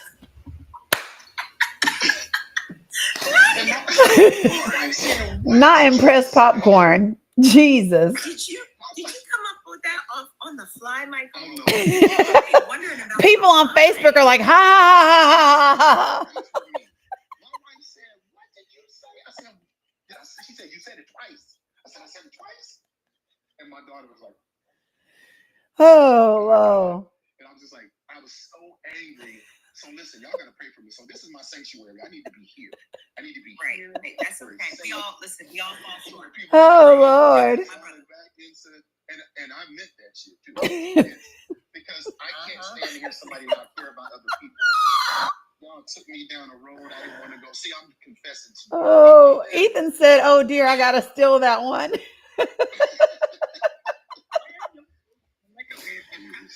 Yeah, listen. But remember, I was on here the other day, and what did I say to some? I said something about somebody with mayo mouth, and somebody said, Wow. did. Mayo mouth. I did. And somebody was like, did you really? I did. And that's what I said. Look at me. Me and Rivik said, oh, I heard that. Yeah, I sure did. Thank you, Get a Grip, Grammy, because I need it. I'm telling you, listen, I've learned so much. I care about our mission, and sometimes I fall short. But I'm gonna say it. I'm gonna say it sometimes. But see, Danny, you keep me from not saying that. Like you never heard me talk like that in yours. No, never in this space. Never in this space. But here's my thing. I don't even consider it falling short, right? I really don't even consider it falling short because for me, and I say this all the time, if you at this stage of the game, for me, because I really am intentional about walking what I talk, right? And I put forth the effort every day to show up in the person that I want to be, right? And knowing that if you can get me there, man, that's not even falling shit. You have fucking earned whatever you get at that point because you worked hard, right? This is the way I feel. Like if you can get me to that place, you earned it. That's like a paycheck because you worked hard to get me there because I don't get there easy. I don't get there. And if I'm going to get there easy, I will tell you, I'll say, listen, I don't have the bandwidth for it today. So if I tell you I don't have the bandwidth for it today, right? And you still come at me crazy, don't be surprised when you find me in all my glory. It's a long way. Yeah. All wicks lead to a boom boom. Yeah. Some are short, some are long, but all wicks lead to a boom boom. Right. And most of the time my week is really, really long. But like the other day when I went, there was something about that learn your place that took me there. Yeah. It took me there. Somebody said your shirt says it all. My shirt says kind of classy, kind of hood. You're right. But that took me there. And when I went live that day, I literally said, she said it was early too. It was like 8 o'clock in the morning, wasn't it? It was early. I don't know what time it was, but I didn't care. I was so angry. I was passionate. You are right. And this is my thing, because that is something that I know that is true about me. I have always been passionate about people and protecting people. Thanks, one average. You know what I mean? And I think we should all be that way. And and so yeah, it's the disrespect of it. And I literally was like, Fred Hot said I was working and I tuned in. I'm just saying, listen, but you can get there. Teresa said it looked and sounded like I was in a sweat. I might have been, to be honest, right? I might have been, but it's okay because I meant that shit. I really meant every word of it, which is why you don't see me going back and hiding that live. I'm not changing my privacy settings. I'm not deleting it and taking it down because I said what I said and I really meant it. And I meant that if you are someone that is not standing up against that, you ain't my friend. You're not the friend of any person of color. I don't care who you think you are. You ain't that. And that's just what I meant. Some of them are so blissfully unaware. They're just like, what? Why? I don't think that anybody should be treated different. Right. And you see my face and I'm just like, listen, I meant it. I said what I meant. I'm not taking anything back. If you want to have a conversation with me about it on another day when I'm not this worked up, then maybe we can do that. But I'm just not. And so I think that every single person to me, there are things that we should not compromise on. Do you hear me? So, and when people say, God, you sound so angry. And guess what? Jesus was angry when he flipped them damn tables over too. The Bible does not say don't get angry. It says don't go to sleep angry. And I don't go to sleep angry. Right? I don't. I let that shit go. When I'm done cussing you out, I'm done. And I just move right on. I'm done. Like, Alicia's still mad. I ain't think about her, right? But this is what I'm saying. Well, I hope I haven't changed anybody's popcorn experience. And if I have, I'm gonna think about you though. I will never make popcorn again without thinking about you, Michael DeBoss. Right. That's what I was gonna say. For real. It's always cemented in my heart, but now doubling down on that. That's it. Yeah. And this is why I love what we have here. I might not have 1 million followers like some people and all the other stuff. But what we have, what I truly believe about this community is what we have are authentic people who actually give a shit about each other and the world. Like, I think that what we have here, right, is quality. We have quality, we have family. It's real over here. And it's something that exists on TikTok. It exists Facebook, YouTube, but it exists wherever we gather. And that's the thing that makes it so incredible. That's what I'm excited for in all the places where we're going from here. And that's the part that I just think is going to be super amazing. So Sherry said I would fight for y'all. Right. 100%. 10 tones down. This is our community. well, I'm gonna let you guys go. Yeah. I'll see you in the morning. What time? 8:30? 8 a.m. your time, 11 a.m. my time. Oh yeah, that's perfect. That's perfect. Yep. Okay. I will try to be my there. grandkids, I'm about to go We get some love you. prayer in. And I'm gonna be better. I just listen. I told y'all that. I didn't have to tell you. That's true. That's true. Very transparent, Michael. I just Very wanted y'all to transparent. know that sometimes I fall short because I'm passionate about my people, and I'm just passionate about my, Right. and sometimes that comes out. Listen. That's the kind of coach I was. And it's okay. Listen, it's, you know what? It's all good. I love this about us. You got to be willing to, it is 11 a.m. Eastern Standard Time, 8 a.m. Pacific, Shar.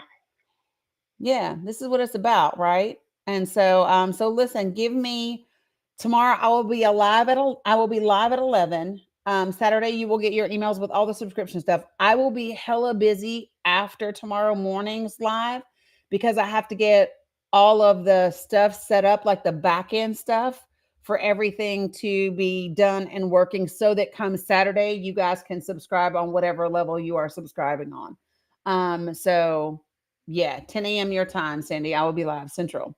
So I appreciate that. Huh? If you want to connect before, I'm at 5:30 a.m. or so out here. So if you want to connect before the live, let me know. Okay, we'll do. Okay. All right. All right. All right. Bye, Appreciate sis. you. Yeah, I do need to be asleep, don't I? I'm making it 47. What you got, Stace? What do you Good say? night, chat. Oh, yes. I was just gonna say good night to the chat. Good night. Good night to the queen. And good night, trolls. Appreciate you. Yes. Well, we'll be able to subscribe. Well, will we be able to subscribe tomorrow? So you will get, so this is what I want you to do. Put your stuff in the Google form, guys, that is in my link tree. That is where you want to put your email address, and you will get the email on Saturday with all of the information on how to subscribe and all the things. Okay. So if you haven't gotten an email yet, you will get that email tomorrow, and then you will get the email with all the subscription information on Saturday. And I will see you all tomorrow morning at 11 a.m. Eastern Standard Time. Thank you, Brandy, for the butterflies and flowers. Appreciate you guys. Thanks for sending my girl all kinds of love and perfect, Linda, some love and healing. I am getting ready to go snuggle with her, and then I got to have my ass up early in the morning, and ready for Mila girl to hit it here. So I appreciate you all very much. Love you guys back. It's been a minute. Good to see you, and I will see you in the morning. Appreciate you guys. Good night. See you all. Now I got to close everything down.